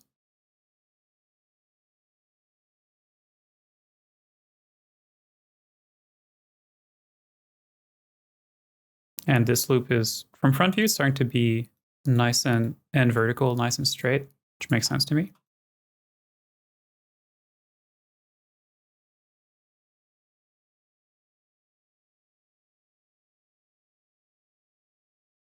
I can move this vertex a little bit closer to our natural crease that we have here. Which means I can move this one here within the other natural crease that we have. So this is all working pretty good.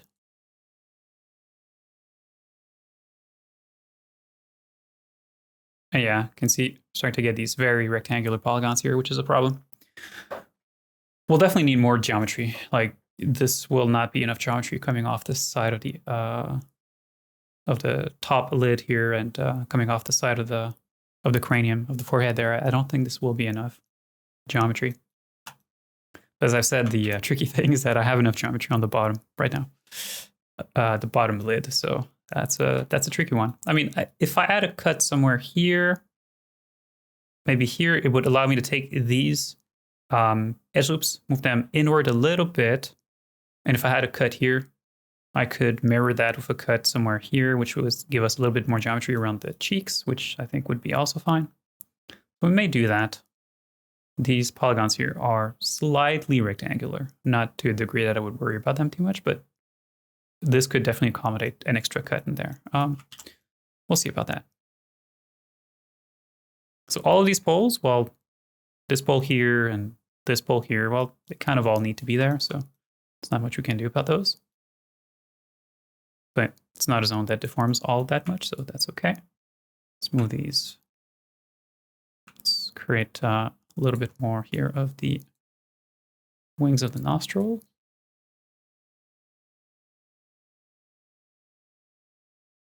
This light brush works really, really well, by the way, especially since we've reduced that spacing value.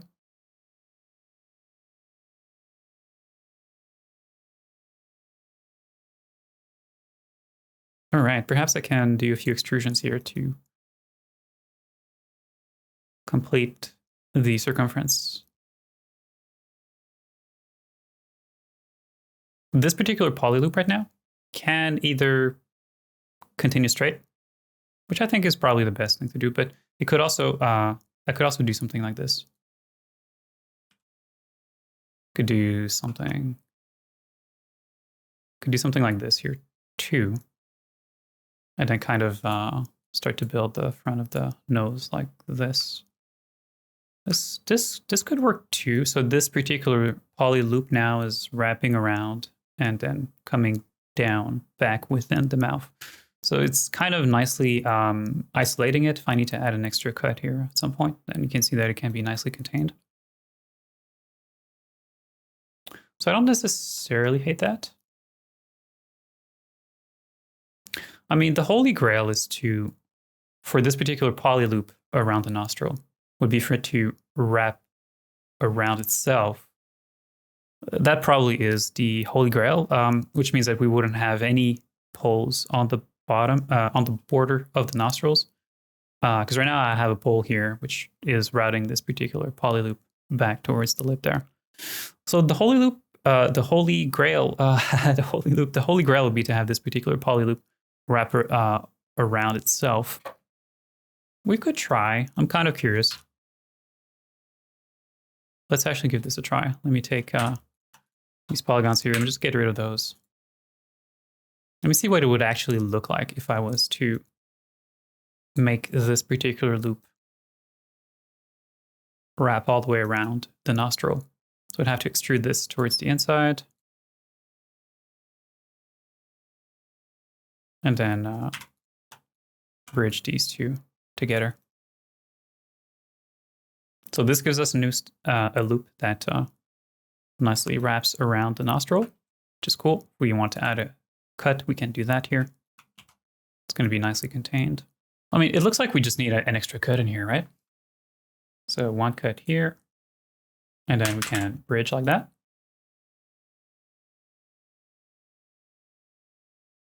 But then these loops are starting to go a little bit too much across the philtrum, and that I don't necessarily like. I mean, ultimately, this particular edge loop here needs to continue on the little part here of the nose.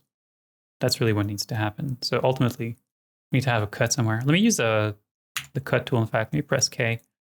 We need, like, this has to continue like this, so that it can nicely follow the philtrum. This is like placed exactly where it needs to be right now. And so can I make that happen without having to add a bunch of unnecessary poles? That's the question. Okay, let me weld these two together.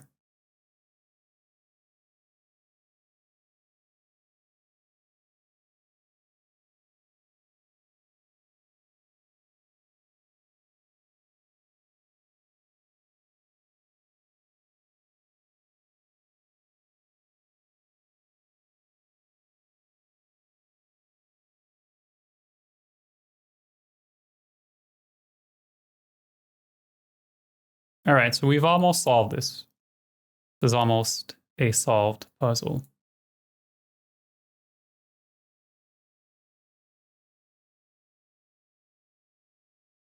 We just need to get rid of this particular triangle that is here. I could just get rid of this particular partial loop that is here. And there you go, I've gotten rid of that. But I'm not sure I kind of like the configuration that the polygons are taking right now, unless I move this particular vertex to be here.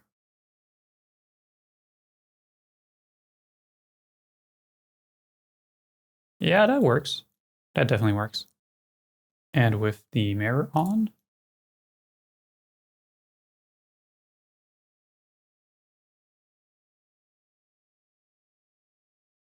I think that works pretty well. We obviously need to have an edge that follows this natural break. I mean, looking at where this edge here is right now, it makes you think that it should be this edge here that creates that border. Like so. I mean, these polygons are starting to really stretch way too much. So I don't think I like it. No, I don't like it. This is not the proper solution.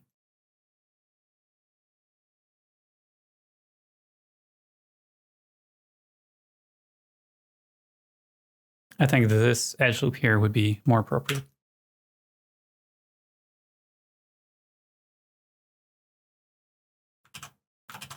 Is that a mirror creating that? Yeah, it's the mirror that's welding these two together. I guess the mirror distance is way too high. 0.05, maybe even that's too high. It is this though, right? 0.05, 0.001. Is it a bisect distance? Could be that too, 0.01. Okay, here we go. And for good measure here, let me duplicate and apply shrink wrap.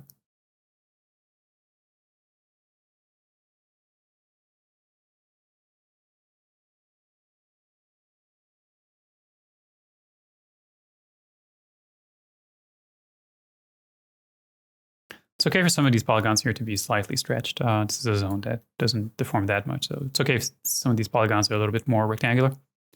It's not going to be a problem.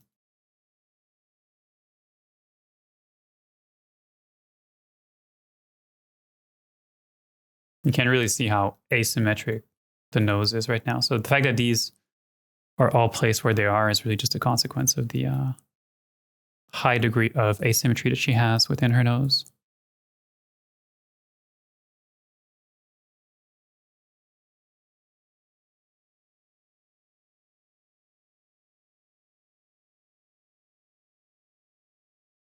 Let's get rid of the mirror because it's making it a little bit hard to see what's going on.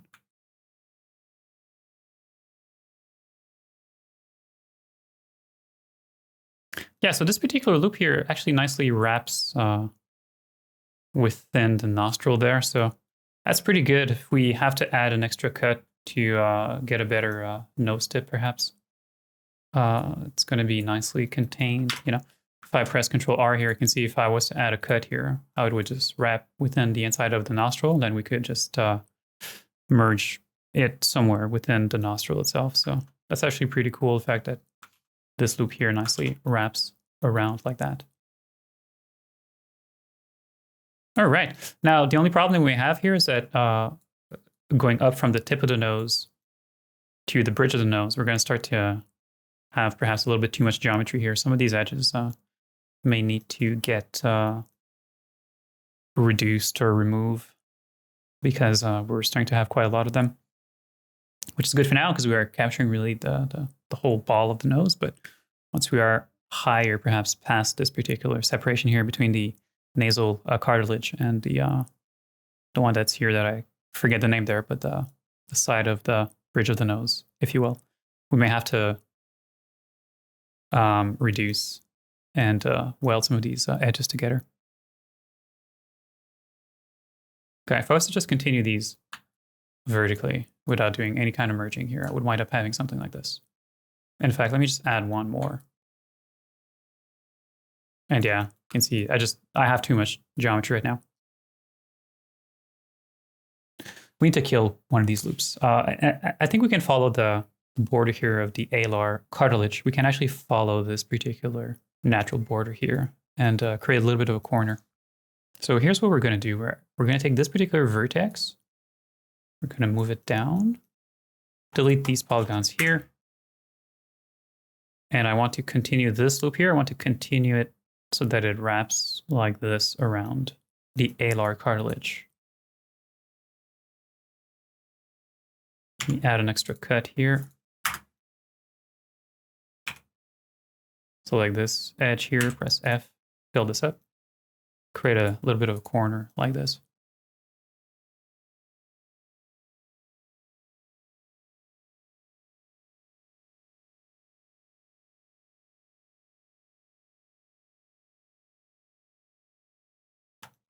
Yeah, that works.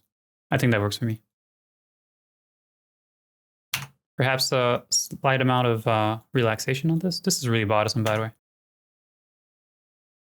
It even changes colors every time I go within sculpt mode here. So I don't know whether this is a bug or let me figure this out and I'll be back once I have the answer to what's going on.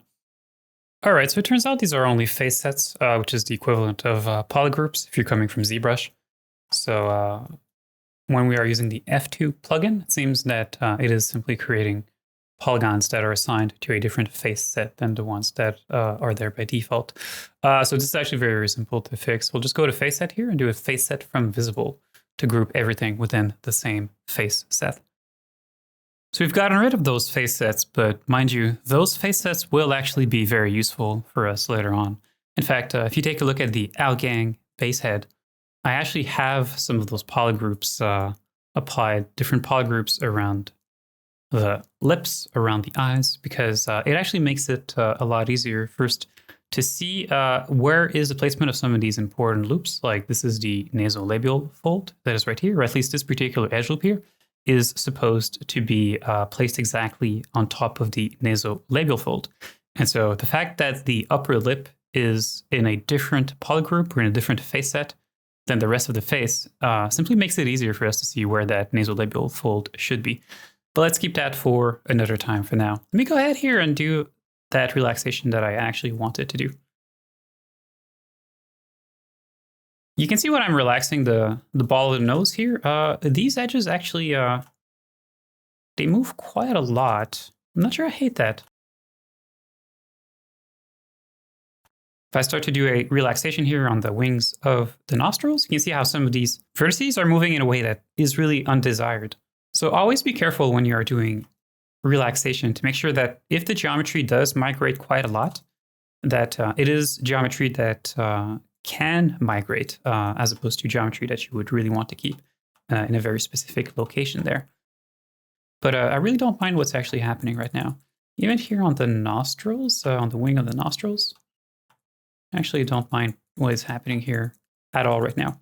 And you can see that we definitely still have a bridge of the nose here that is getting created that is still very high res. It would maybe be possible to get rid of one of these extra loops once again, one of these extra ascending loops. Maybe we could actually merge one of those as we have done here for that little corner there. We may have to do that again. But it's unclear. I mean, some of these loops could be interesting to keep in the context of the forehead there. So let's see if we can continue to build the nose bridge without having to kill any of these other ascending edge loops. Let's see if we can actually do that and where that will actually take us there. These vertices, we could move them a little bit further inward as well. They're going to follow a little bit more the curve of the nose. The only thing that could be a problem, perhaps, is this zone here. So we have this pole here. In fact, tucking this pole a little bit further in actually isn't that bad of an idea. So I don't actually mind that.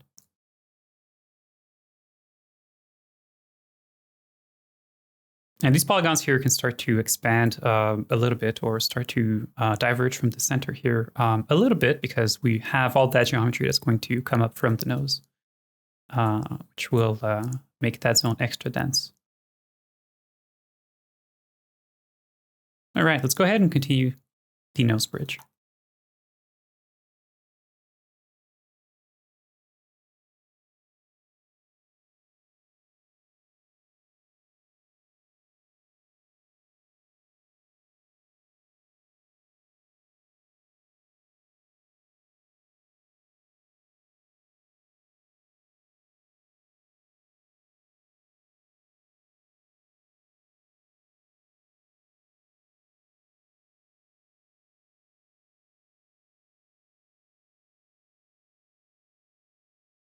So let's move some of these vertices a little bit higher then to create a bit of an arc.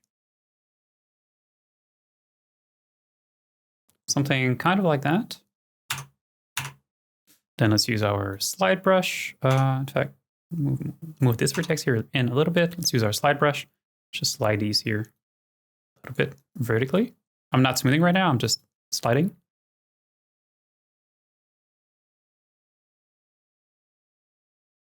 And a little bit of smoothing on top of that, or a little bit of relax rather. All right, I want to take advantage. So we clearly have too much geometry. We definitely need to kill one more loop here. We need to get rid of one more of these ascending loops. As we said, it's not the end of the world in this particular zone to have a little bit more geometry, but still feel as if this is disproportionately dense in relation to everything else. That being said, this is also partly a solution to the issue that we had, which was this zone here starting to be a little bit too low res, because I can actually move one or two of these loops further inward. Also has a consequence of making this particular edge loop a little bit more perpendicular with the border of the eye, so I really, really like that. So we can actually move a little bit this geometry further towards the outside of the face, which also makes me question whether this pole is even in the proper location or if this is the proper edge, or the proper vertex, rather, just want to create a pole, but I think so. Even if we're moving it towards the outside, this is still placed in a zone where I would expect the pole to be. So I think that's totally fine. So it does allow us to have some of these vertices or some of these polygons be a little bit more square, so that's pretty cool.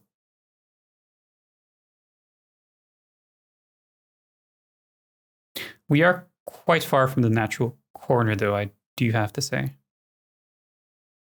Yeah, you can see as I rotate around, perhaps it's kind of hard to see, but there's actually a pretty big concavity here that I can see on the high res. If I just play here with the opacity, you'll be able to see what I'm talking about here. So you can see there's quite a large cavity there, because my pole has actually moved from the location where it was. You know, this used to be like this, so we used to capture a little bit more of that concavity. So that is perhaps a little bit of a problem there. A solution, potential solution, would be to add an extra cut here, add an extra edge loop. Now, adding edge loops can't always be the solution, because then we are always making the mesh denser and denser. It's a potential solution, but let me actually give this some thought to see if there's anything else we could do. Oh, and also let me take a look at this here. So you can actually see, so these vertices are starting to be pretty far from each other. This is a vertex that's supposed to be at the same height as this vertex here. And this vertex is supposed to be at the same height as this one here. So they're actually starting to be a little bit far from each other. It's okay if these two edges, this one here and this one here, are shorter than the other ones here. That's okay, because we are getting deeper and deeper within the medial part here of the eye, which is starting to be a little bit more complex in terms of shape. So that's totally fine. Although, yeah, you can see like this particular vertex here kind of matches more with this one now than it does with this one, which actually makes it easy to naturally add an extra edge loop here. So I'm starting to really like that particular solution. So this particular vertex matches this one here. This particular vertex would match a vertex that we would add here. This one matches this one. We do still wind up, though, I believe, having one extra edge over the top, though, if we want to keep it nice and consistent between the edges that we have over the top and the ones that we have over the bottom. So yeah, it's tempting to do this here. But then what happens to the nice amount of edges that we have over the top lid versus the ones that we have over the bottom lid? Let's see, so these match, these match, these match. Yeah, see, so everything is starting to be a little bit offset from there. So could I add an extra loop to the under eyelid? And if I did, where would I where would I actually put that? I mean, I was talking about the fact that perhaps here it would be beneficial to have an extra edge loop here somewhere. You know, somewhere about here.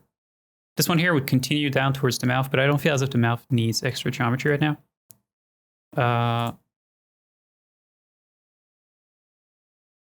Yeah, if I was to add more geometry around the mouth, it would actually be right here, I believe, somewhere closer to the corner. So that when the mouth stretches, then we wind up having more geometry in there. So this, like anything here or there, I believe is too much geometry. But it is tempting to add one extra edge loop here, which in turn allows me to move this pole here a little bit further down. I don't hate that. I kind of like this particular solution, if we can nicely align them together afterward. So let's see if we can actually do that. Okay, so I have added this cut here. Let's actually keep it. So this vertex matches this vertex matches this one. This one will then match this one here. This one will match this one. And of course, some of these edges now need to also shift in place a little bit. Okay, let's do, let's select perhaps from here to there, maybe all the way to the extremity. Let's do a ring. What would happen if I was to do a space on all of that? Some of these are shifting quite a lot. This is not really what I want, although we'll do a little bit of relax right after this, and I think this will fix itself quite nicely, so it's okay for now. Okay, let's see here. So this matches, this matches, this matches. This one here matches this one, this one, this one, this one, this one, this one, this one. This. Cool, okay. Okay. As I said, I'm being pedantic about this, okay? It's not strictly necessary to do that, to match the number of loops that we have on the top as the ones we have on the bottom, but it is nice and clean to do that. And well, since this is in the context of a class, I think that nice and clean is definitely something that is good to aim for. Let me select now this particular edge ring that is right here. Let's do space on top of this tier 2. We may have to move that pole over because now this vertex is very nicely aligned to become the pole that right now is actually right here. It's possible this pole could stay there. Actually, yeah, let's do a little bit of relax on top of this. Let's see what happens. Okay, let's do relaxation here. Yeah, we may have to move that pole a little bit. Let's do a little bit of relax here. Let's do a lot of relax here. Let's be careful not to hit the nasolabial fold. But these ones here can be relaxed safely. Another loop important to keep in mind is the one here creating the lower eyelid crease. We also don't want that one to move. Yeah, overall, this is actually starting to look pretty clean to me. So yeah, I think adding that extra geometry was definitely the right call. We might still have to terminate one of these loops, one of these ascending loops. But in general, I think this is a step in the right direction. This might be a problem, this particular loop here that connects the extremity here of the eyelids. The fact that it's kind of starting to curve down as much as this, it's a bit of a problem to me.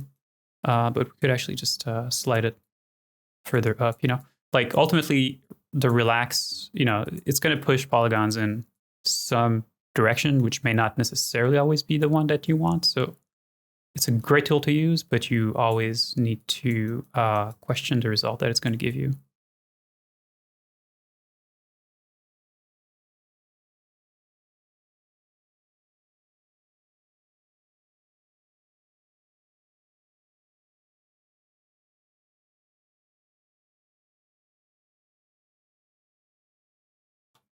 Yeah, okay, so this is starting to work pretty well for me.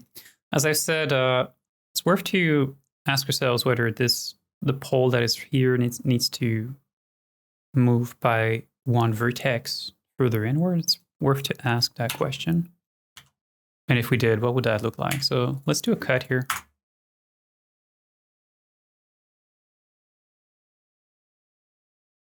And now that that cut is there, let me go ahead, just delete these polygons for now. In fact, let me delete all of this.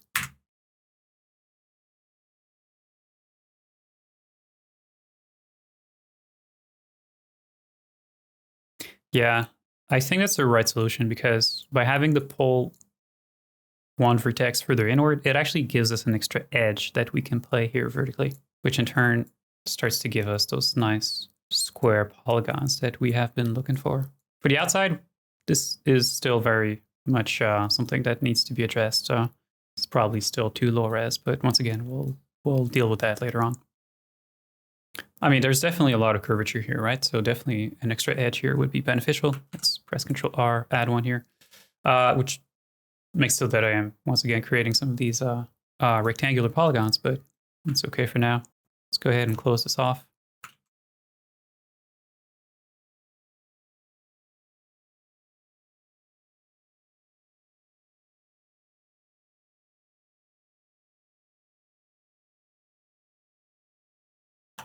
Yeah, it's coming along. This pole is definitely now placed in the proper position, so moving it inward by one vertex was definitely the right move.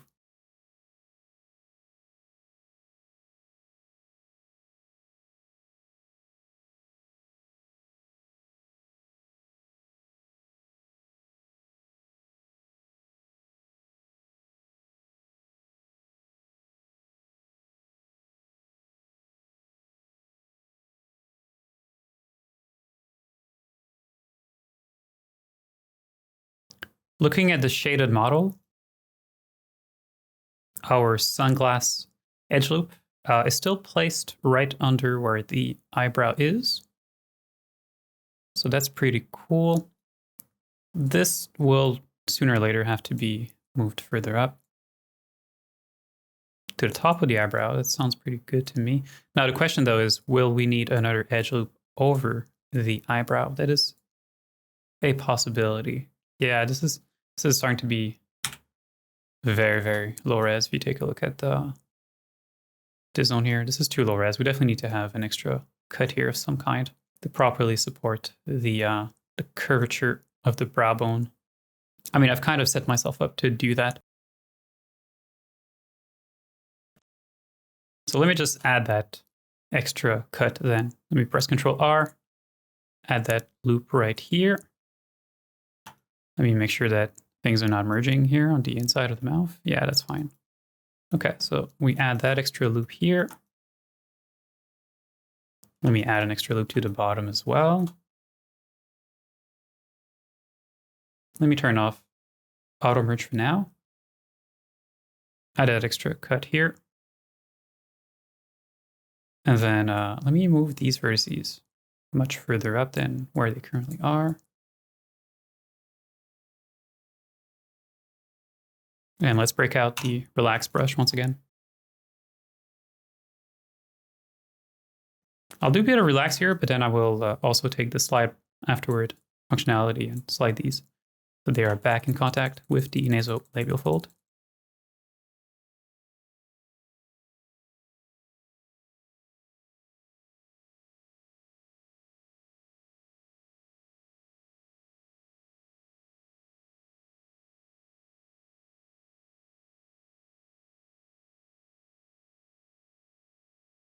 All right, I think this is starting to work pretty well. We want these to nicely wrap around orbicularis oculi. As I had alluded to before, we'll need at least an extra row of polygons right here.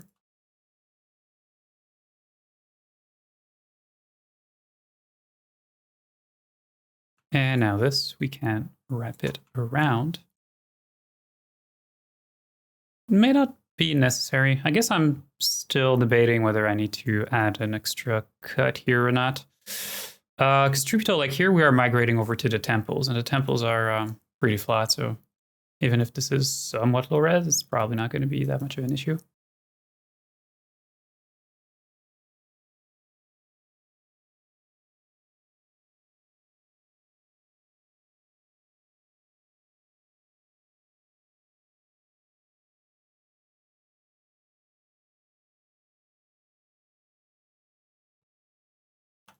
Yeah, this is looking pretty clean, other than the fact that this is a little bit too dense here. Overall, this geometry is actually quite clean.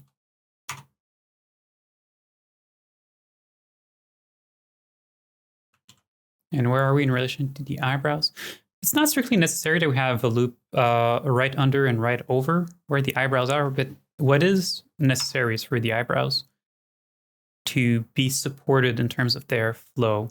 So we need to have edge loops that nicely follow the eyebrows. We can't have loops that go across where those are because it's gonna make skinning quite hard. It's gonna make it quite complicated. I want to make sure that I am supporting the direction of the eyebrows as much as I can, which means that here our vertices should actually start to be a little bit more like this, even perhaps, well, no, I want to be careful about starting to give too much of a downward curve here. I think that would be a mistake to do that. This follows well enough right here.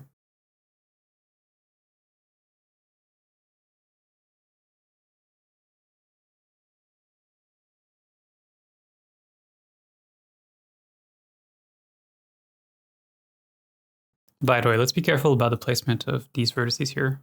I want them to stay within the crease of the eye. All right, so here's what we're going to do to get rid of one of these ascending edges that we have over the bridge of the nose there. First of all, let's merge some of these edges near the top because we know that we want to get rid of these here. So we may as well just merge them right now. And I'm actually going to merge them quite far down the bridge of the nose. In fact, I'm going to merge these edges right here. So somewhere on the inside. So first of all, let's just do a collapse on top of this. And we're actually just going to get rid of one of these edges coming out of the nostril, because truth be told, there's just a lot of them right now, and there's not that much curvature change here. So truth be told, we can actually get rid of one of these here. Let me select this particular edge ring here as well. Let's do a collapse in that menu that pops up. So we have to rebuild a little bit of this particular zone here. Of course, I do want to keep this particular corner that's here. I don't want to just merge all of that away. Let me get rid of some of these extra edges here as well. Let's do a collapse on top of those here as well. So now what I want to do is just to merge these two triangles.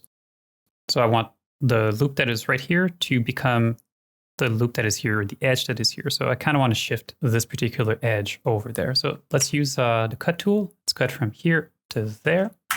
Press enter. Get rid of these two edges. Let's just dissolve them. And there you go. We have gotten rid of the edge that we wanted to get rid of. Let's just go ahead and do a little bit of relaxation on top of this now. And here we go. Isn't that much better?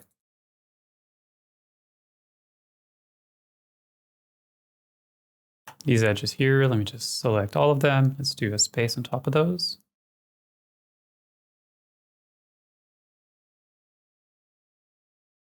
And in fact, these are starting to diverge perhaps a little bit too much. But maybe that's not a problem, because we were talking about needing more geometry on the side here. So actually this kind of fixes that problem too.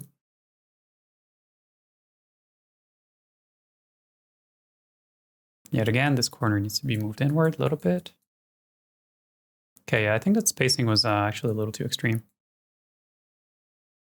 Let's bring some of this geometry back towards the middle. I don't want these loops to shoot off diagonally across too much.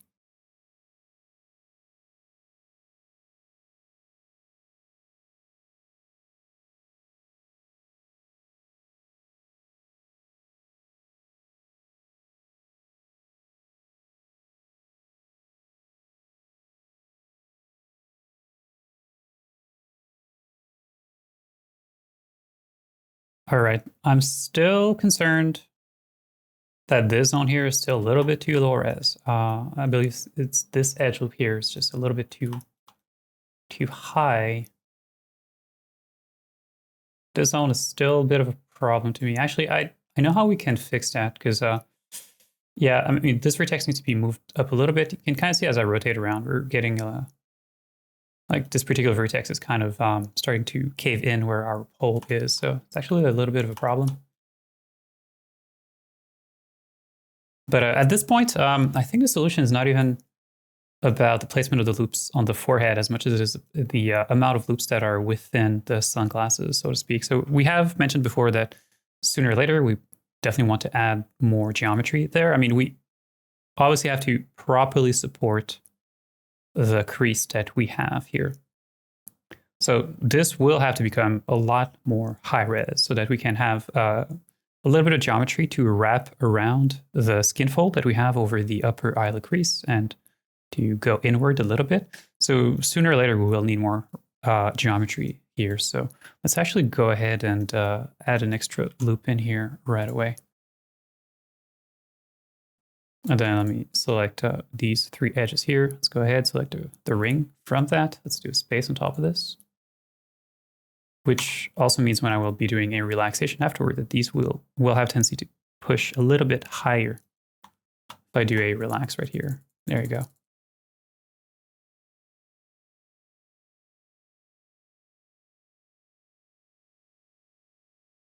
And I believe I can move these a little bit higher still.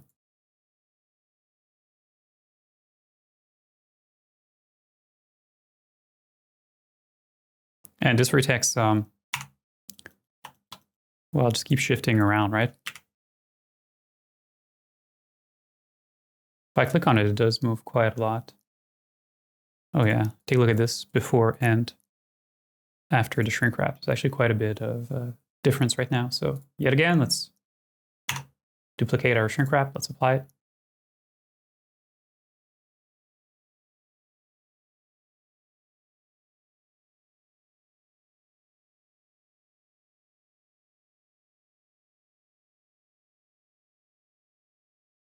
Just like for the inside of the eye and the corner of the mouth, it's okay for these polygons or these particular edges here to become a little bit tighter.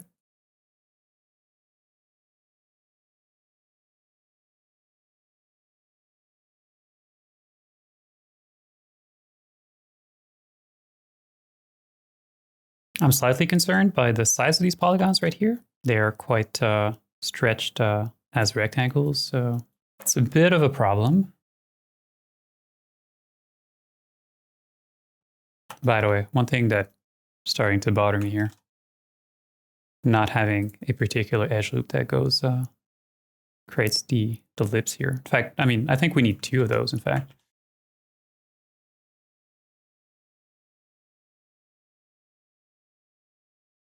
Let's do a select ring. Let's do a space on that. There we go. Yeah, this vertex here,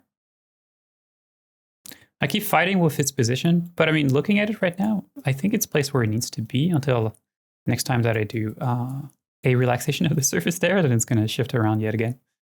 So I'm tempted to add another cut here, but I will refrain from doing that for now. Actually, if I do add a cut somewhere here, I would have to add a cut somewhere there. Actually, if I select this particular edge ring that I have here, so let's do a select ring. You can see how this actually kind of nicely follows here. So I actually wouldn't mind having, truth be told, I wouldn't mind having an extra cut here on the tip of the nose. Looking at this is actually kind of low res. So actually adding another cut here would allow me to add another cut here, which would give me a very nice silhouette here for the tip of the nose. And would also give me another edge loop here that I have been kind of debating whether to add or not. So I actually kind of like this solution. Let's do Control R here. Let's add an extra edge loop here. Let's add another edge loop there as well. Let's take all of these edges here. Let's select the ring. And let's do a space. And now if I do some relaxation here, yeah, yeah, these polygons are of a much nicer size. Although this hole is still kind of going in a direction I don't necessarily want it to, but this is already a lot better. Yeah, it's starting to work pretty well for me, I think. These polygons are not completely square, but they're square enough. And then here at the bottom, this particular loop we have added. Oh yeah, we have some, we have a little bit of cleanup to do here. What if I just relax this? Yeah, that's pretty good. Relaxation fixes a lot of problems. And relax, relax, relax. Now, the only thing is that we were talking about having a particular edge here. This edge is still close enough, actually, to that particular natural edge that we have sculpted on high poly that I think where this is currently at, this is completely fine.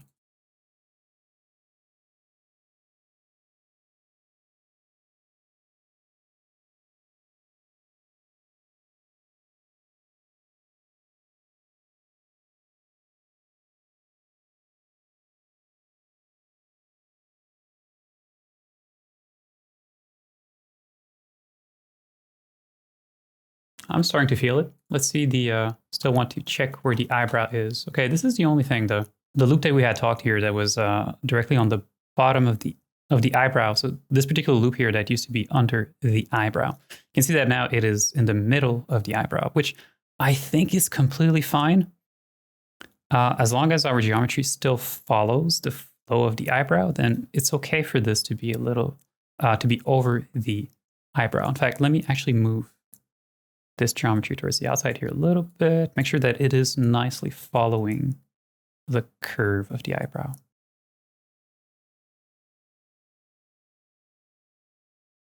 So the bottom of the eyebrow more or less has become the loop that we have added on the inside of the sunglasses.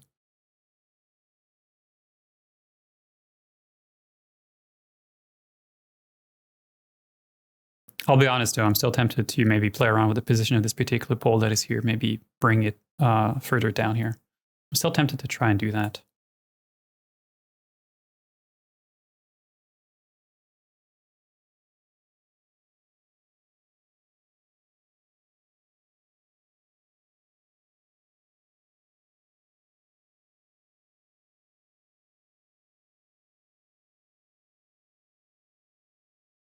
Let me try moving that pole over since I've been mentioning here that I want to try doing that. So we would want to have the pole right here.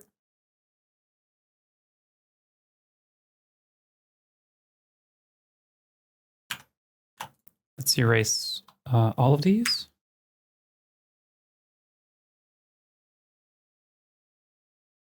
It's tempting to bridge across like this, but then I would wind up having a pole here and a pole there, which I really don't like.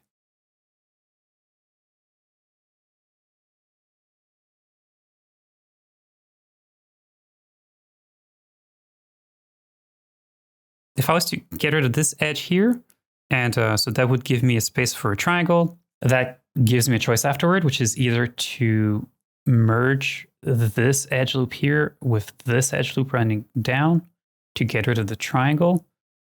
And if I was to merge this, then we would eventually just remove another one of these edges completely that is running up the nose there. I mean, not necessarily that bad of an idea. It's either that or we split and we add another edge loop here running up the cranium, which I definitely do not want to have. Okay, let's go all the way. And let's see what this looks like. Let's get rid of these here, or rather let's dissolve these edges here. Okay, so we're saying let's simply collapse all of these together. If I was to do a huge, if I was to collapse all of these together, what would that look like? And then let's use the relax brush.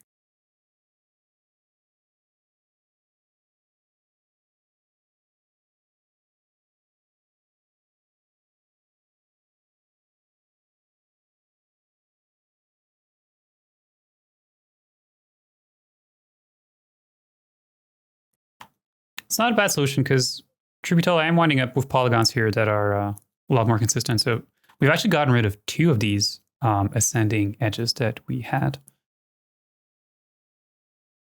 And this pole is position's pretty good. I mean, in general, the density is actually very, very good.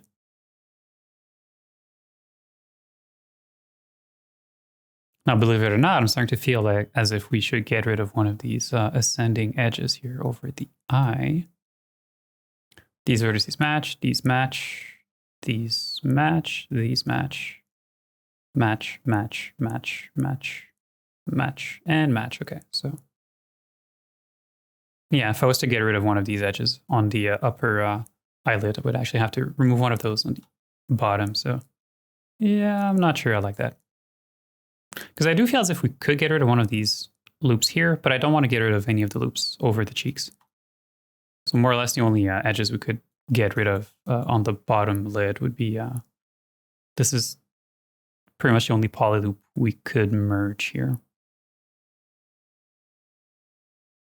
And if we merged, if I select this particular edge that is here, if we do select ring on top of this, yeah, so if I was to merge this particular poly loop, then it would get rid of one of the edges here, which isn't that great of an idea. Although there is perhaps something we could do about that, because we could actually add another edge loop here, which would help to support a little bit better the corner of the nose and would actually give us an extra edge on the tip of the nose. So if we were to merge this particular poly loop, we would lose one edge over the tip of the nose, but we would gain one by adding a poly loop right here afterward. The reason why I'm thinking of maybe getting rid of one of these edges here, because the thing that I don't like is this kind of deviation that we have right now. I don't find that very pleasant, the fact that these are kind of curving towards the outside. I mean, we kind of have to accept that to a certain degree, because obviously the brow bone is further on the outside than the eye, of course, so perhaps it's kind of normal to have that a little bit. But I mean, you kind of look at this and you kind of think like, yeah, I feel like having a connection somehow like this would make sense, wouldn't it? Like if I was to kind of shift all these edges over, I feel like these edges coming off of the cranium, off the forehead and into the upper eyelid would be placed in a way that would be a little bit more, I suppose, nice and straight. I'm willing to entertain the idea. But let's actually do that, okay? Let's see where this is going to take us. So select all of these. Let's get rid of all these. Let's dissolve all these edges. For the triangle that is here, I could actually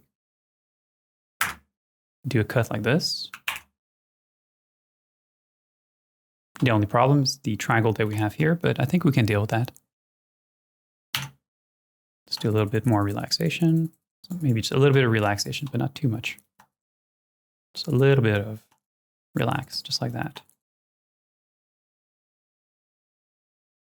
So right now I haven't actually removed one of the vertical edges. In fact, this is why we have the triangle that is here.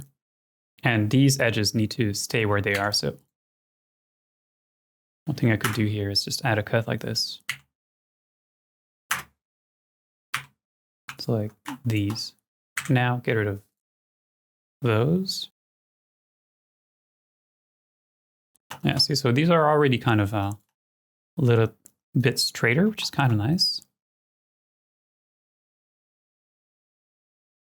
So yeah, retopology is just solving a really big puzzle where everything has to fit together, right?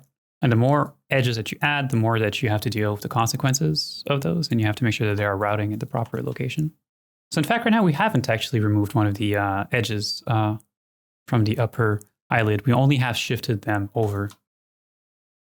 So right now we haven't actually removed anything. Okay, let's count our edges once again here. So 1, 2, 3, 4, 5, 6, 7, 8, 9, 10, 11, 12. 1, 2, 3, 4, 5, 6, 7, 8, 9, 10, 11. We did actually remove one of these edges from the bottom. But truth be told, I quite like what we are getting here, so I want to keep it that way. So let's remove one of these edges from the top lid. Well, let's just select this particular edge here, select edge loop, or edge ring rather. Let's collapse this.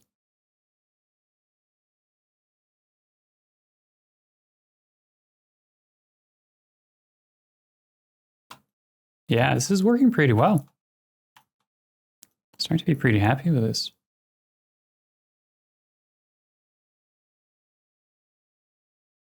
So that's what retopology is, right? It's just solving a pretty big puzzle and sort of constantly asking yourself the question, are these loops going into a proper location? If I was moving one of these loops somewhere else, would I get a better result? That's all the kind of questions you have to ask yourself. We did remove one of these edges over the lid, so I need to redistribute these. Let me, once again, look at the alignment. So these are nicely aligned. These are too. It's really starting from here that the alignment is starting to suffer a little bit. Before I do a space here, once again, let me just take these vertices and also tighten up here the corner a little bit.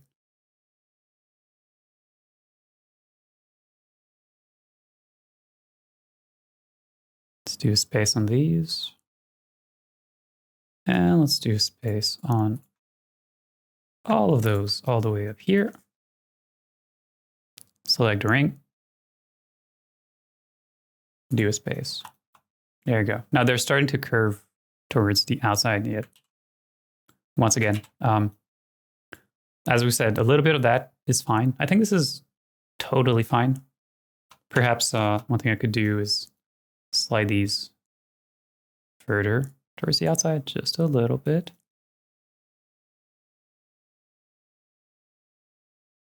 Just like so. Yeah, I think this works pretty well. All right, let's keep all of this like this because we have a very nice distribution, very consistent size of polygons across the head right now. So I quite like this. And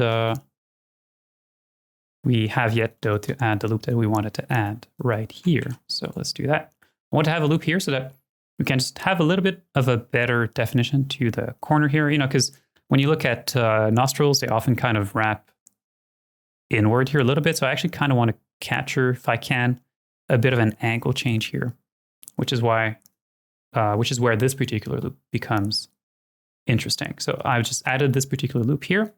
And then let me go ahead and take these vertices and just tighten up the corner a little bit.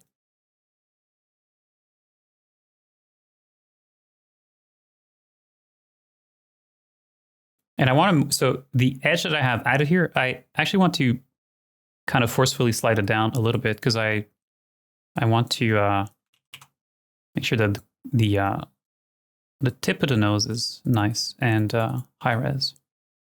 So I want to make sure that there's enough geometry down here.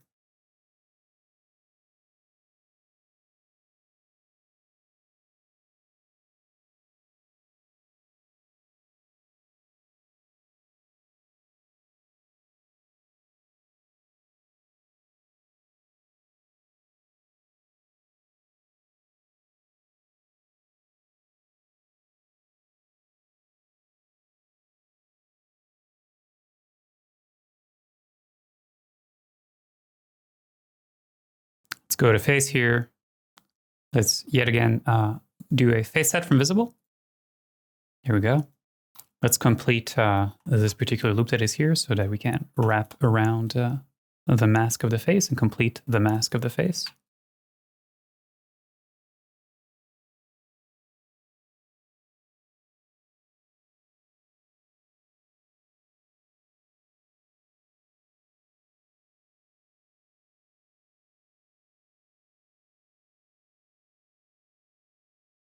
And here we go. We have completed the first pass over this particular retopology. So we have completed what is essentially the mask of the face, so to speak, because this looks like a mask. So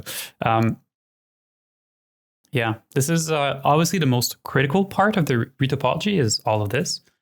And because like everything else is going to be very easy to do from now on, other than dealing with the cavities, of course. So eyes, nostrils, and the mouth. We will tackle those next. And that's going to give us the hardest part about the retopology that will have been done. As I said, the rest of the face will be very easy, other than perhaps for the ear. The rest that we have really is just the skull and the neck to deal with. So those things will actually be quite simple to do. And looking at her right now and looking at where the hairline is, in fact, it's not strictly necessary for these edge loops to follow the hairline. Obviously, people have hairlines in different positions and stuff. It's not strictly necessary to do that, but why not try to get a little bit closer to what we have, right? Like I wouldn't actually mind taking these particular vertices, moving them a little bit further in, and then taking these vertices, moving them a little bit further towards the top, without trying to be pedantic about matching the hairline. It's not necessary to go that far, but we could maybe try to get a little bit closer here. So let me just slide these inward a little bit. Fortunately, I can't slide outward, which I actually really like, which I hate that I cannot do. I can't take these vertices and just slide them up. I suppose we could obviously take the normal grab brush, like we haven't done that so far, but yeah, obviously that would actually work. It's not going to snap to the surface, although it will because of the shrink wrap actually. So yeah, I suppose that the move brush or the grab brush is actually a very legitimate brush to use in this particular case, because of the shrink wrap modifier. So actually this works pretty well here. If I just take these, move them up here a little bit. As I said, I'm not going to try to match the hairline exactly. I mean, you can see that this is much narrower here between the eyebrow and the hairline than what we have here. So definitely here, I think there's definitely space to have an extra edge loop here. But just tightening up a little bit the position of these edge loops in relation to the hairline really doesn't seem to be a bad idea to me. And here we'll have some loops that are running down that will eventually create the underside of the mouth. So everything is placed exactly where it needs to be to set us up for success for the next steps after this. So this wraps up this particular retopology video. That was an extremely dense video, so if you've made it to the end of it, congratulations. In the next video, we will talk about the retopology of the skull, inside of those bodily cavities that we have mentioned, the neck, the ears, and we will simply continue working on our Emily Blunt likeness from there. Thanks for watching, and I'll see you next time.